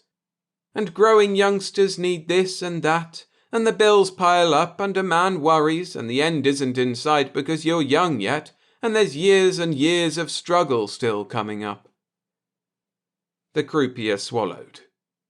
He took a breath. He looked down at the thousands of teal credits on the table. He looked up again. "Look at me," said the woman. "Look at what the guy did to me. You can see it in my eyes." The croupier did look. Then he took another breath, and then he looked down once more at the money on the table, and then he did something that would probably make him spit for the rest of his life every time he stared into a mirror. He whispered, "Yeah, I know Artie Sterling. He was in here this evening early." "Uh-huh. And now the big one." "Where'd he go?" The croupier took a last long, drowning breath, and his rake started to pull in the teals. "Okay, lady, okay. The guy's shacked up right now in residential number 327, with somebody else's wife. That what you want to know? That what you wanted me to say?" The woman didn't answer. She let her eyes slit contemptuously for an instant before she turned, moved away from the table, and went quickly toward the lock that led to the spacelators outside. Artie Sterling pulled the woman's arms from around his neck. "Look, baby," he said. His handsome forehead wrinkled, a little annoyed. "Arthur?" "Time to be shoving off, baby." "Shoving off?" The woman's large brown eyes balled with dismay. "Yeah, frankly," he lifted his shoulders slightly. "Frankly, the only reason I dropped in tonight was to sort of say goodbye. Get it?" "Arthur!" There was shock in the woman's voice. "Yeah, look, let's not push it into a corner like somebody's unwanted asteroid. Let's look at the thing. We've been slicker than the skids on the spacelator, baby, but it can't last forever. Sooner or later that husband of yours is gonna open his dopey eyes. And then what?" He made a little mocking shudder. "And baby, if there's anything I don't want, it's to tangle with the chief of all space security." He grinned at the small figure of the woman beside him. "Up to now it's been great laughs on dull nights, but you know something? Every now and then I ask myself, suppose this guy, this chief of security, your husband, you know, suppose one of these nights he should get off a little early. Suppose he should come home an hour or two before we expect him." "Oh," the woman smiled nervously. "That's what's worrying you, honey? That's silly. John never does that. Never comes home early. Forget it." Artie Sterling raised an impatient eyebrow. "How do you tell off a dame when she doesn't want to believe it?" He untangled himself from the woman's arms. He got to his feet. He said sharply, "Look, baby, here it is. It's done, see? Great fun, like I said, but it's done. Gone. Burned out like the hulls of hell. I'm shoving off." That one did it. The woman was suddenly aware of it. He could tell that by the way her eyes shot open and then dulled quickly. That's the way they all act at first. They get over it, of course, but at first it's always like that. He watched her get to her feet, admiringly. He still appreciated the neat little figure she had. Still admitted she was a doll to look at. He watched her go to a black metallic desk against a wall. Open the center drawer. he said, protesting. Baby, I don't want that bracelet back I gave you. Hell, that's a souvenir. Keep it. When old Artie gives a gal something, he means it. I'm not giving back the bracelet, Arthur. The woman's hand went into the drawer, came out again. The hand held a heat gun. No, Arthur, not the bracelet. Baby! Utter shock laved the handsome man's features. You wanted goodbye, Arthur? All right, if that's the way you want it. If you're sure. For God's sake! The night of the big sleep, Arthur. Her finger jerked on the heat trigger. The man was only human, after all. His hands came clutching tight, pressing frantically at a spot about where his navel would be. But it was late for that, and when he fell, it was straight forward and down. The woman looked at the handsome black waves of his hair. Death doesn't change that. No, not immediately it doesn't. She sobbed once and fainted. The guy had been right, although he didn't know it.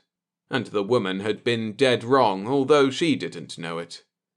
Chief of Security John Henderson had on this night of the Cynthy rain quit a little early. Had on this not very busy night gotten home a little sooner than usual. About an hour and a half sooner, to be precise. He had come in through the rear lock. Had come in quietly, for he planned a little surprise for his wife. Had stood very quietly in the doorway of the darkened anteroom that led directly to the living room. And he had listened. And he had watched. He came through the doorway. He leaned down over his wife, took the gun from her hand, and laid it on a table. He leaned down once more, took the woman in his arms. There was something quite impossible to express in his eyes. He took her to the bedroom, put her down carefully, studied the shock stiffness of her form. He went to a wall cabinet, got a hypodermic, found an artery in the woman's arm.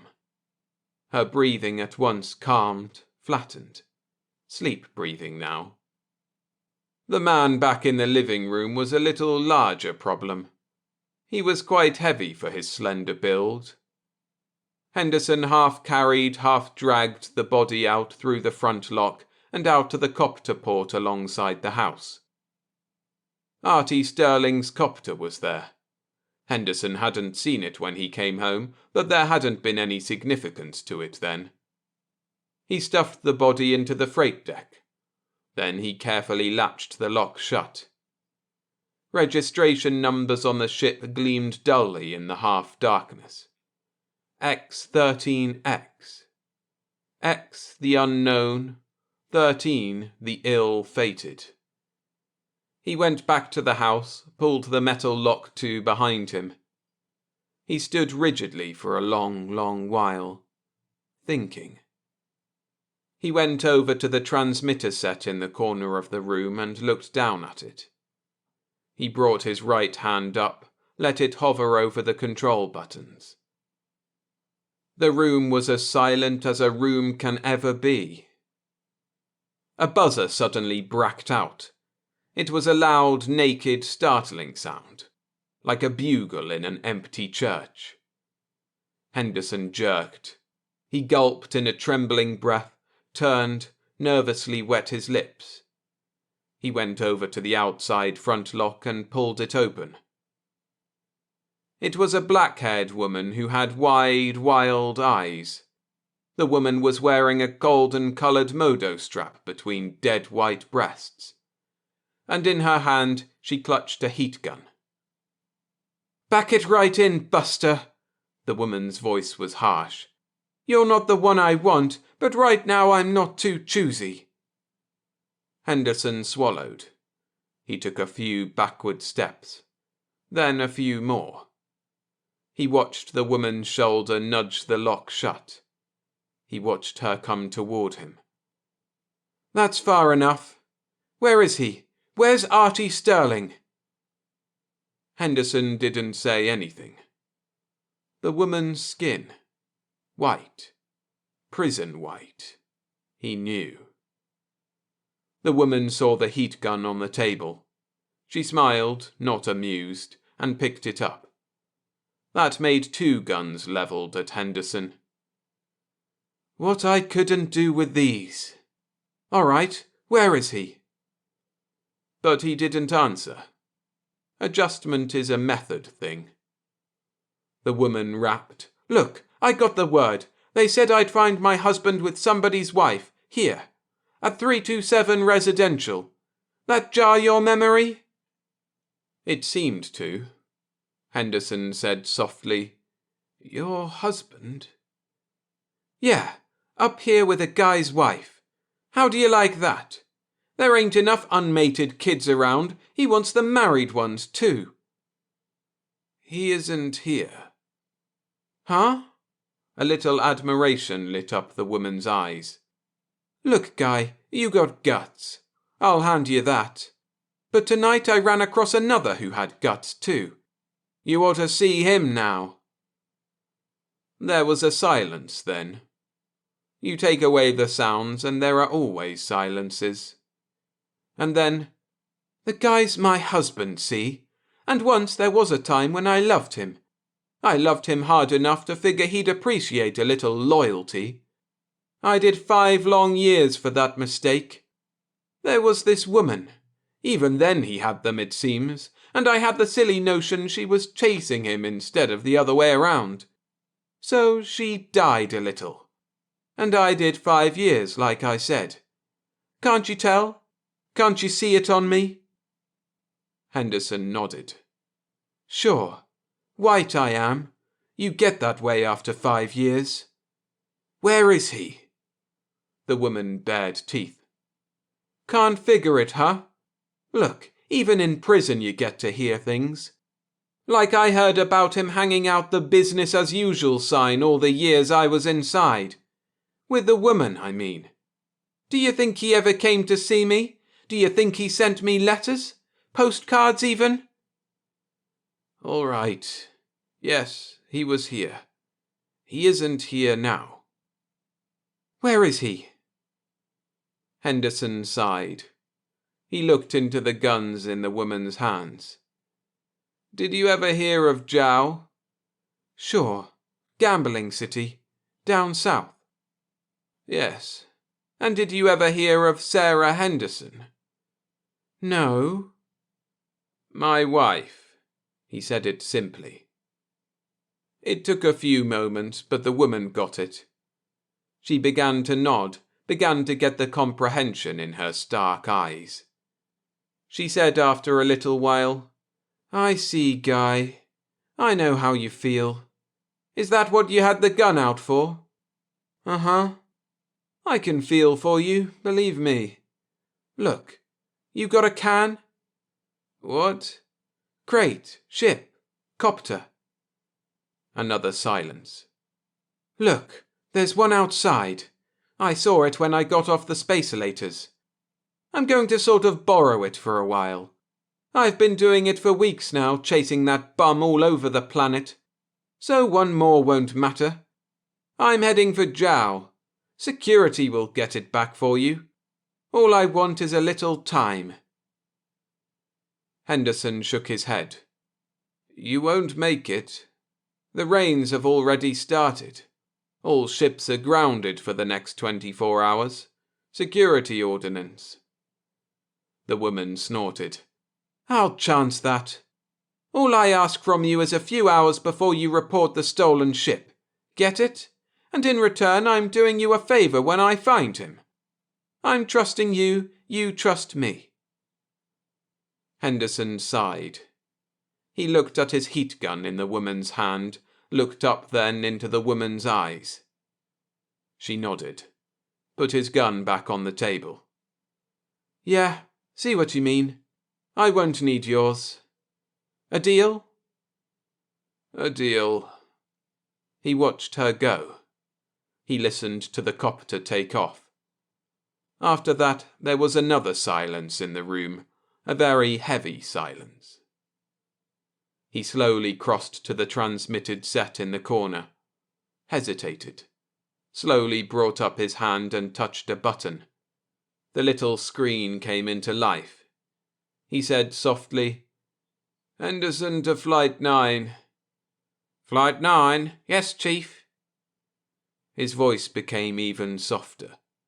"A copter. Registration X13X. Pilot Arthur Sterling. Took off 5 minutes ago from Freyan. Headed for Jow." "One moment, Chief. I'll put radar on it." A pause. Then, "Right, sir. Got it. Coming fast. Hell of a nerve that guy's got. Don't he know all ships are supposed to be grounded?" Henderson shook his head. "It's all right. He had a little trouble. I gave permission to continue flight. Contact Jowl. Tell them I said not to bother it. Got that?" "Whatever you say, Chief. Right." "Thanks." Henderson flicked the set off. He looked over at the gun on the table. He picked it up, took it with him into the bedroom. He laid it on the unoccupied pillow next to the sleeping woman's head. He didn't look down at her now. He quietly went back to the living room, went to a black metallic desk up against a wall. From it, he took a very small box with a little gold plate inset in the lid. Engraving on the plate winked up in the light. "From Sarah to John. Wedding present." He lifted the lid, looked down at a tiny reel of tape inside. He touched a button under the lid. Music filled the room quite softly for a moment. Organ music. Wedding music. And then no more music. But voices, a man's voice and a woman's voice. When it got to the part where the woman's voice said, "I take thee, John," he stopped it. He re-reeled the tape, put it back where it had been before. Then his trembling fingers touched the erase button, held it there until the entire little reel had run off. After that, there wasn't anything else to do but go to the front lock, go outside, go away from residential number 327.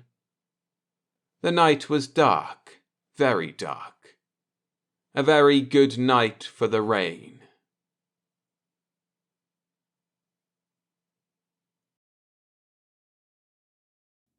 If you're enjoying the stories, I'd appreciate it if you hit the like button to help the video spread and the channel continue to grow. Thanks. Monkey on His Back by Charles V. DeVette. Narrated by William Skye.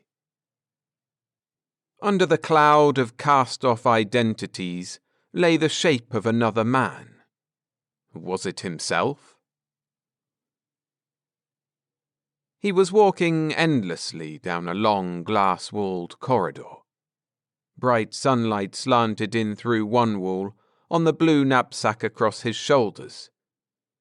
Who he was and what he was doing here was clouded. The truth lurked in some corner of his consciousness, but it was not reached by surface awareness. The corridor opened at last into a large high-domed room, much like a railway station or an air terminal. He walked straight ahead. At the sight of him, a man leaning negligently against a stone pillar to his right, but within vision, straightened and barked an order to him. "Halt!" He lengthened his stride, but gave no other sign. Two men hurried through a doorway of a small anteroom to his left, calling to him.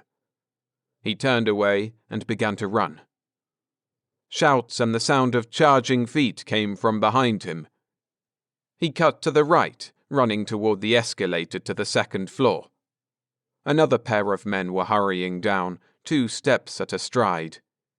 With no break in pace, he veered into an opening beside the escalator. At the first turn, he saw that the aisle merely circled the stairway, coming out into the depot again on the other side.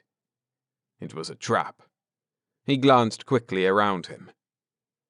At the rear of the space was a row of lockers for traveller use. He slipped a coin into a pace lot, opened the zipper on his bag, and pulled out a flat briefcase. It took him only a few seconds to push the case into the compartment, lock it, and slide the key along the floor beneath the locker. There was nothing to do after that, except wait. The men pursuing him came hurtling around the turn in the aisle. He kicked his knapsack to one side, spreading his feet wide with an instinctive motion. Until that instant, he had intended to fight. Now he swiftly reassessed the odds. There were 5 of them, he saw. He should be able to incapacitate 2 or 3 and break out. But the fact that they had been expecting him meant that others would very probably be waiting outside. His best course now was to sham ignorance. He relaxed. He offered no resistance as they reached him. They were not gentlemen.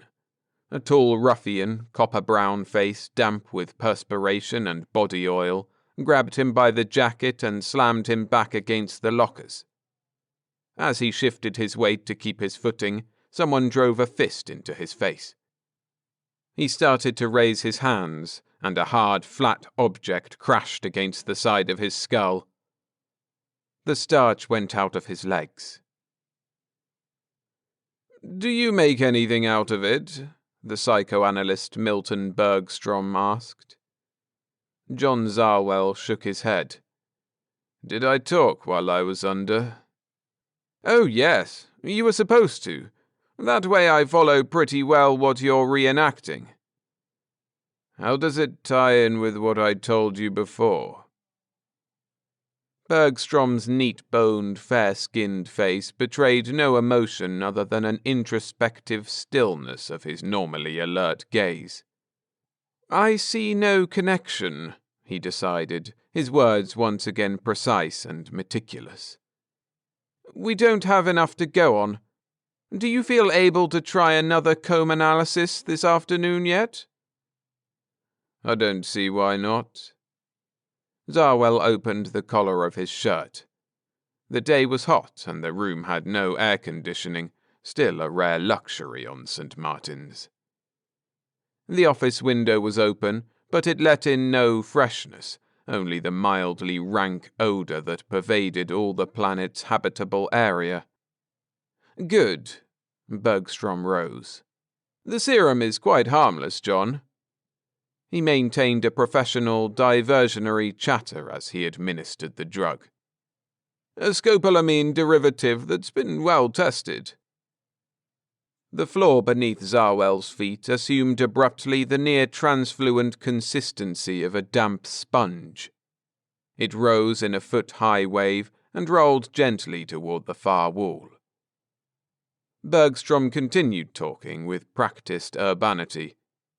"When psychiatry was a less exact science," his voice went on, seeming to come from a great distance, "a doctor had to spend weeks, sometimes months or years interviewing a patient. If he was skilled enough, he could sort the relevancies from the vast amount of chaff. We are able now, with the help of the serum, to confine our discourses to matters cogent to the patient's trouble." The floor continued its transmutation, and Zarwell sank deep into viscous depths. "Lie back and relax. Don't—" The words tumbled down from above. They faded, were gone.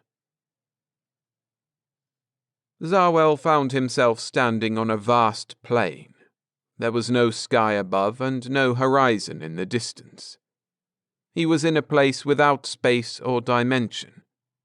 There was nothing here except himself and the gun that he held in his hand. A weapon beautiful in its efficient simplicity.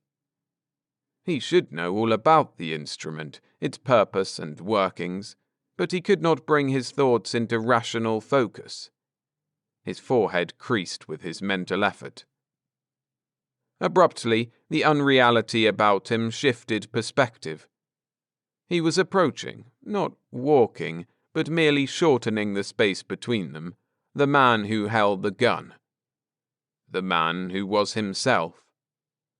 The other himself drifted nearer also, as though drawn by a mutual attraction.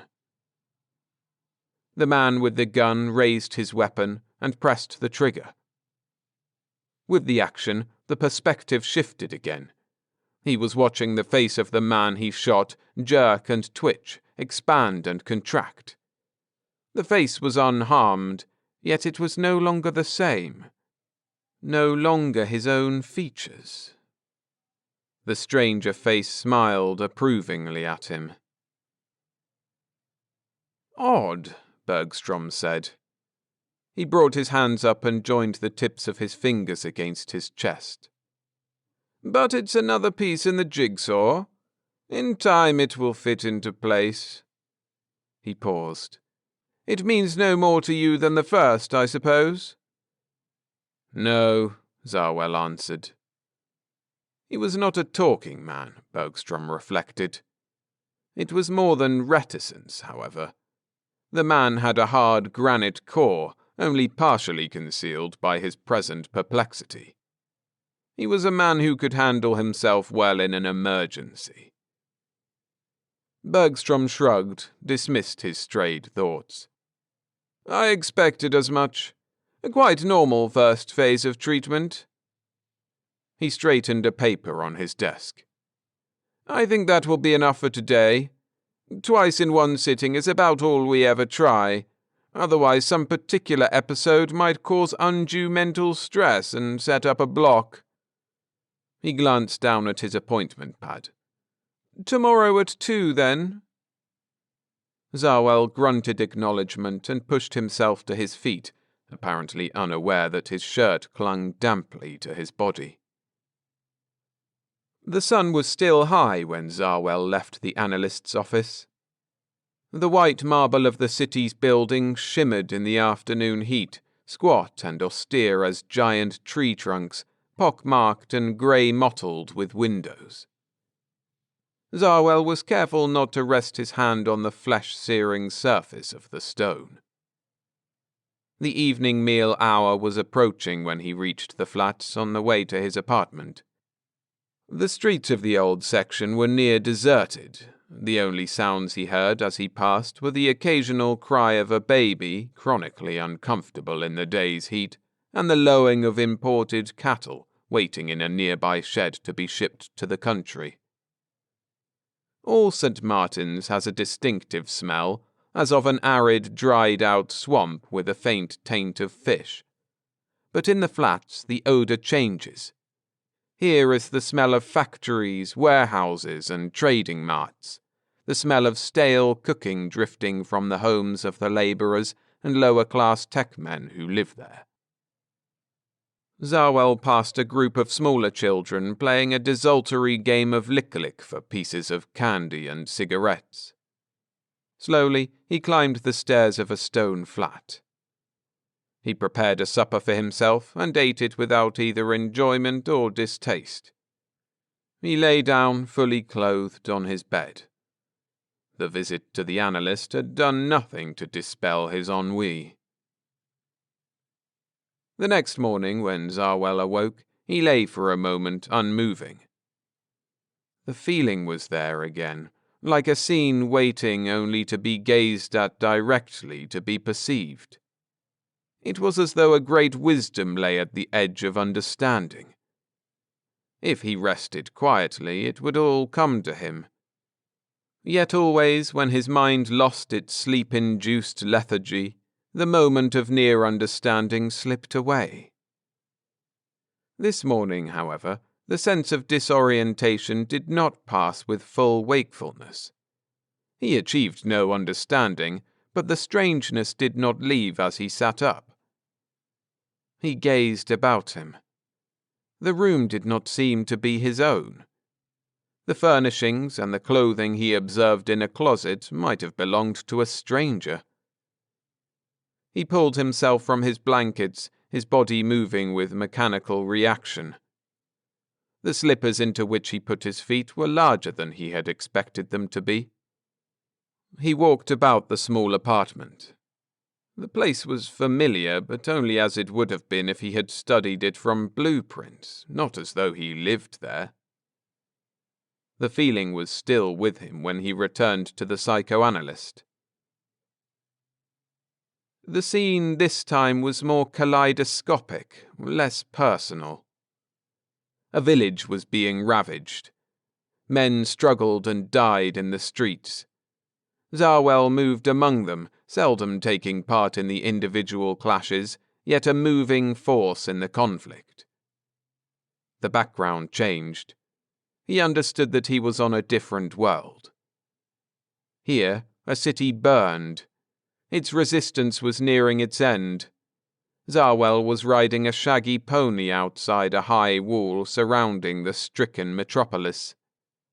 He moved in and joined a party of short, bearded men, directing them as they battered at the wall with a huge log mounted on a many-wheeled truck. The log broke a breach in the concrete, and the besiegers charged through, carrying back the defenders who sought vainly to plug the gap. Soon there would be rioting in the streets again, plundering and killing. Zarwell was not the leader of the invaders, only a lesser figure in the rebellion. But he had played a leading part in the planning of the strategy that led to the city's fall. The job had been well done. Time passed without visible break in the panorama. Now Zarwell was fleeing, pursued by the same bearded men who had been his comrades before. Still he moved with the same firm purpose, vigilant, resourceful, and well prepared for the eventuality that had befallen. He made his escape without difficulty. He alighted from a spaceship on still another world, another shift in time, and the atmosphere of conflict engulfed him. Weary but resigned, he accepted it and did what he had to do. Bergstrom was regarding him with speculative scrutiny. "You've had quite a past, apparently," he observed. Zarwell smiled with mild embarrassment. "At least in my dreams." "Dreams?" Bergstrom's eyes widened in surprise. "Oh, I beg your pardon. I must have forgotten to explain. This work is so routine to me that sometimes I forget it's all new to a patient. Actually, what you experienced under the drug were not dreams. They were recollections of real episodes from your past." Zarwell's expression became wary. He watched Bergstrom closely. After a minute, however, he seemed satisfied, and he let himself settle back against the cushion of his chair. "I remember nothing of what I saw," he observed. "That's why you're here, you know," Bergstrom answered, "to help you remember." "But everything under the drug is so haphazard?" "That's true. The recall episodes are always purely random, with no chronological sequence. Our problem will be to reassemble them in proper order later. Or some particular scene may trigger a complete memory return. It is my considered opinion," Bergstrom went on, "that your lost memory will turn out to be no ordinary amnesia. I believe we will find that your mind has been tampered with." "Nothing I've seen under the drug fits into the past I do remember." "That's what makes me so certain," Bergstrom said confidently. "You don't remember what we have shown to be true. Conversely, then, what you think you remember must be false. It must have been implanted there. But we can go into that later. For today I think we have done enough. This episode was quite prolonged." "I won't have any time off again until next weekend," Zarwell reminded him. "That's right," Bergstrom thought for a moment. "We shouldn't let this hang too long. Could you come here after work tomorrow?" "I suppose I could." "Fine," Bergstrom said with satisfaction. I'll admit, I'm considerably more than casually interested in your case by this time. A work truck picked Zarwell up the next morning, and he rode with a tech crew to the edge of the reclam area. Beside the belt bringing ocean muck from the converter plant at the seashore, his bulldozer was waiting. He took his place behind the drive wheel and began working dirt down between windbreakers anchored in the rock. Along a makeshift road into the Badlands, trucks brought crushed lime and phosphorus to supplement the ocean sediment. The progress of life from the sea to the land was a mechanical process of this growing world. Nearly 200 years ago, when Earth established a colony on St. Martin's, the land surface of the planet had been barren. Only its seas thrived with animal and vegetable life. The necessary machinery and technicians had been supplied by Earth, and the long struggle began to fit the world for human needs. When Zarwell arrived 6 months before, the vitalized area already extended 300 miles along the coast and 60 miles inland. And every day the progress continued. A large percentage of the energy and resources of the world were devoted to that essential expansion.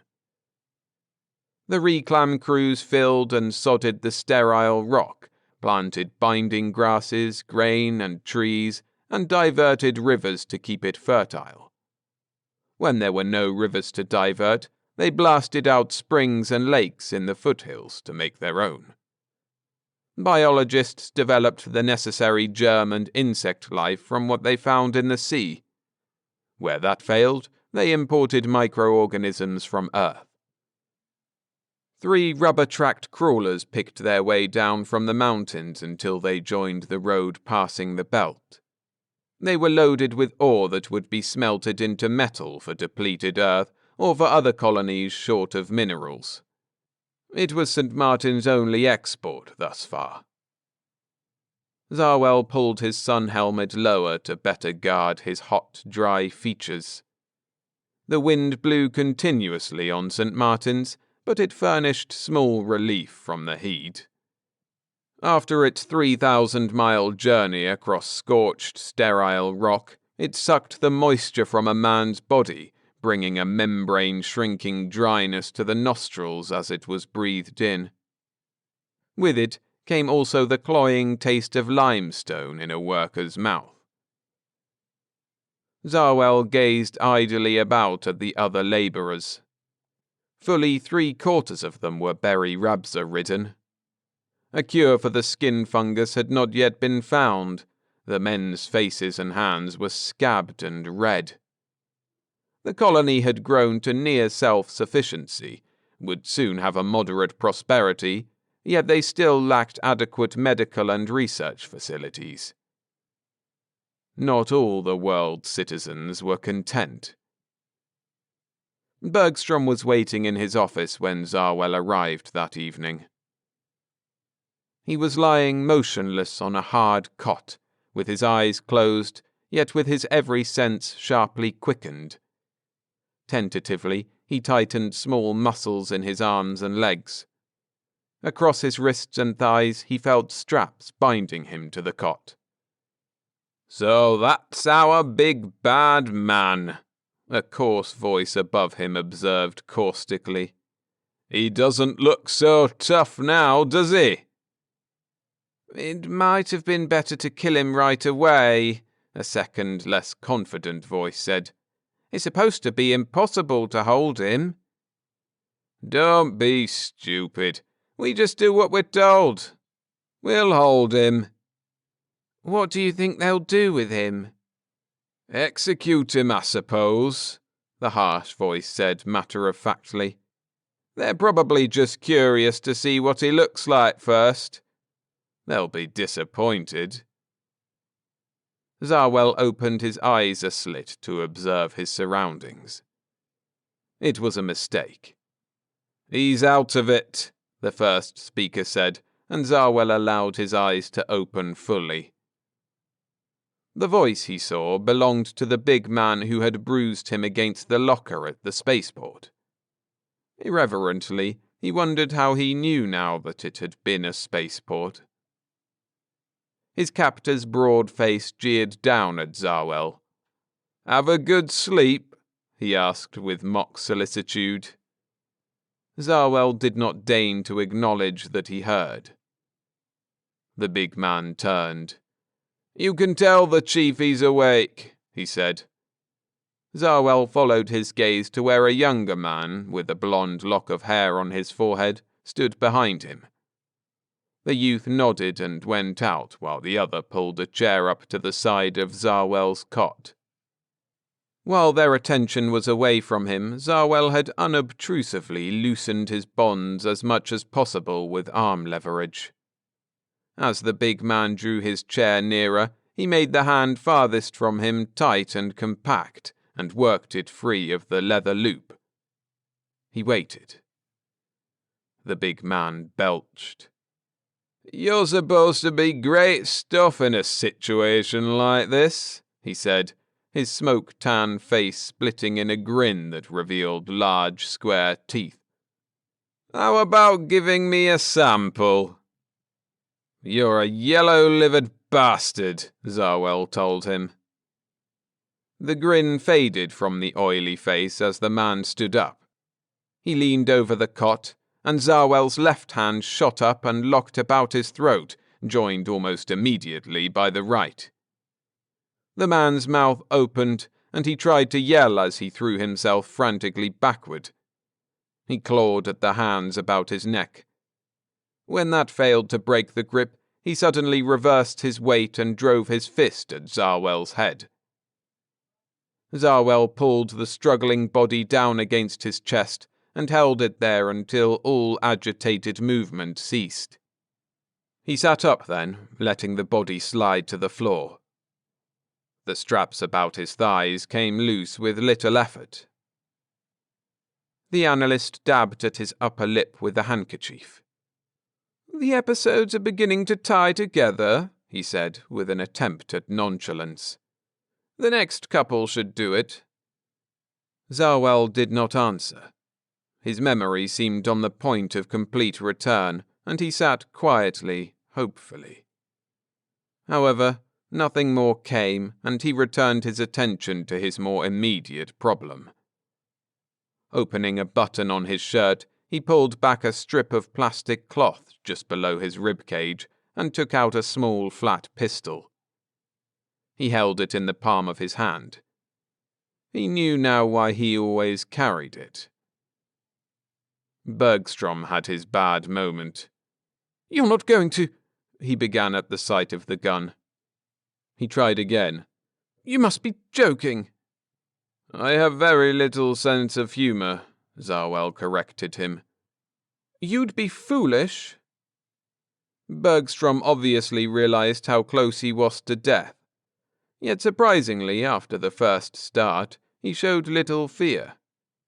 Zarwell had thought the man a bit soft, too adjusted to a life of ease and some prestige to meet danger calmly. Curiosity restrained his trigger finger. "Why would I be foolish?" he asked. "Your Menninger oath of inviolable confidence?" Bergstrom shook his head. "I know it's been broken before, but you need me. You're not through, you know. If you killed me, you'd still have to trust some other analyst." "Is that the best you can do?" "No." Bergstrom was angry now. "But use that logical mind you're supposed to have. Scenes before this have shown what kind of man you are. Just because this last happened here on St. Martin's makes little difference. If I was going to turn you into the police, I'd have done it before this." Zarwell debated with himself the truth of what the other had said. "Why didn't you turn me in?" he asked. "Because you're no mad dog killer." Now that the crisis seemed to be past, Bergstrom spoke more calmly, even allowed himself to relax. "You're still pretty much in the fog about yourself. I read more in those comb analyses than you did. I even know who you are." Zarwell's eyebrows raised. "Who am I?" he asked, very interested now. Without attention, he put his pistol away in a trouser pocket. Bergstrom brushed the question aside with one hand. "Your name makes little difference. You've used many. But you are an idealist. Your killings were necessary to bring justice to the places you visited. By now you're almost a legend among the human worlds. I'd like to talk more with you on that later." While Zarwell considered, Bergstrom pressed his advantage. "One more scene might do it," he said. "Should we try again? If you trust me, that is." Zarwell made his decision quickly. "Go ahead," he answered. All Zarwell's attention seemed on the cigar he lit as he rode down the escalator, but he surveyed the terminal carefully over the rim of his hand. He spied no suspicious loungers. Behind the escalator, he groped along the floor beneath the lockers until he found his key. The briefcase was under his arm a minute later. In the basement lathe, he put a coin in the pay slot of a private compartment and went in. As he zipped open the briefcase, he surveyed his features in the mirror. A small muscle at the corner of one eye twitched spasmodically. One cheek wore a frozen quarter smile. 36 hours under the paralysis was longer than advisable. The muscles should be rested at least every 24 hours. Fortunately, his natural features would serve as an adequate disguise now. He adjusted the ring setting on the pistol-shaped instrument that he took from his case, and carefully rayed several small areas of his face, loosening muscles that had been tight too long. He sighed gratefully when he finished, massaging his cheeks and forehead with considerable pleasure. Another glance in the mirror satisfied him with the changes that had been made. He turned to his briefcase again and exchanged the gun for a small syringe which he pushed into a trouser pocket and a single-edged razor blade. Removing his fibercloth jacket, he slashed it into strips with the razor blade and flushed it down the disposal bowl. With the sleeves of his blouse rolled up, he had the appearance of a typical workman as he strolled from the compartment. Back at the locker, he replaced the briefcase and, with a wad of gum, glued the key to the bottom of the locker frame. One step more. Taking the syringe from his pocket, he plunged the needle into his forearm and tossed the instrument down a waste chute. He took 3 more steps and paused uncertainly. When he looked about him, it was with the expression of a man waking from a vivid dream. "Quite ingenious," Graves murmured admiringly. "You had your mind already preconditioned for the shot. But why would you deliberately give yourself amnesia?" "What better disguise than to believe the part you're playing?" "A good man must have done that job on your mind," Bergstrom commented. "I'd have hesitated to try it myself. It must have taken a lot of trust on your part." "Trust and money," Zarwell said dryly. "Your memory's back, then?" Zarwell nodded. "I'm glad to hear that," Bergstrom assured him. "Now that you're well again, I'd like to introduce you to a man named Vernon Johnson. This world—" Zarwell stopped him with an upraised hand. "Good God, man, can't you see the reason for all this? I'm tired. I'm trying to quit." "Quit?" Bergstrom did not quite follow him. "It started on my home colony," Zarwell explained listlessly. "A gang of hoods had taken over the government. I helped organize a movement to get them out. There was some bloodshed, but it went quite well. Several months later, an unofficial envoy from another world asked several of us to give them a hand on the same kind of job. The political conditions there were rotten. We went with him. Again, we were successful. It seems I have a kind of genius for that sort of thing." He stretched out his legs and regarded them thoughtfully. "I learned then the truth of Russell's saying, 'When the oppressed win their freedom, they are as oppressive as their former masters.' When they went bad, I opposed them. This time I failed, but I escaped again. I have quite a talent for that also. I'm not a professional do-gooder." Zarwell's tone appealed to Bergstrom for understanding. "I have only a normal man's indignation at injustice.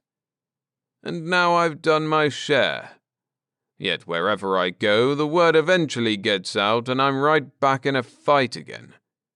It's like the proverbial monkey on my back. I can't get rid of it." He rose. "That disguise and memory planting was supposed to get me out of it. I should have known it wouldn't work. But this time, I'm not going to be drawn back in. You and your Vernon Johnson can do your own revolting. I'm through." Bergstrom did not argue as he left. Restlessness drove Zarwell from his flat the next day, a legal holiday on St. Martin's. At a railed-off lot, he stopped and loitered in the shadow of an adjacent building, watching workmen drilling an excavation for a new structure.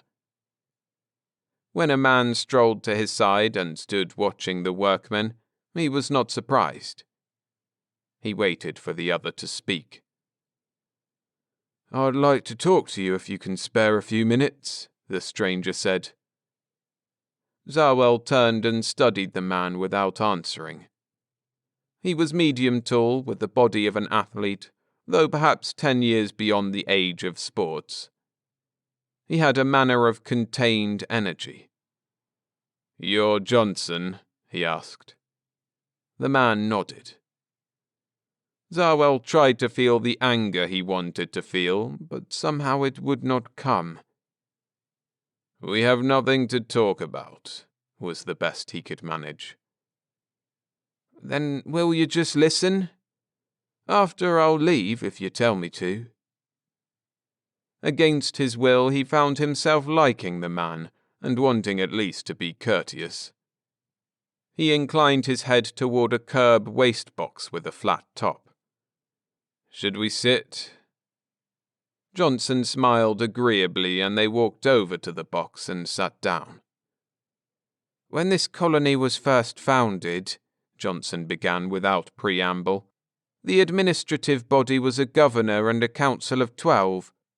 Their successors were to be elected biennially. At first they were. Then things changed. We haven't had an election now in the last 23 years.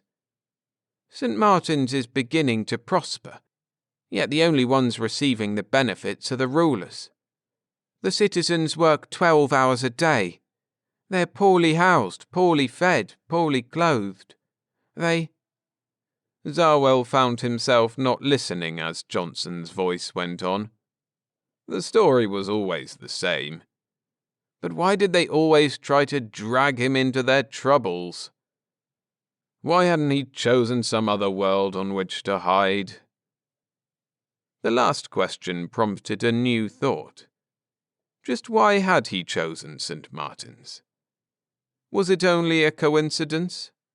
Or had he subconsciously, at least, picked this particular world? He had always considered himself the unwilling subject of glib persuaders. But mightn't some inner compulsion of his own have put the monkey on his back? "And we need your help." Johnson had finished his speech. Zarwell gazed up at the bright sky. He pulled in a long breath and let it out in a sigh. "What are your plans so far?" he asked wearily.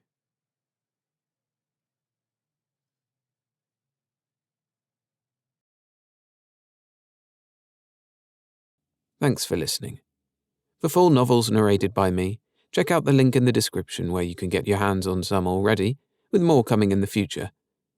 Or staying with compilations here on YouTube, there are dozens in the playlist section of the channel, as well as hundreds of standalones, so go take a look at them.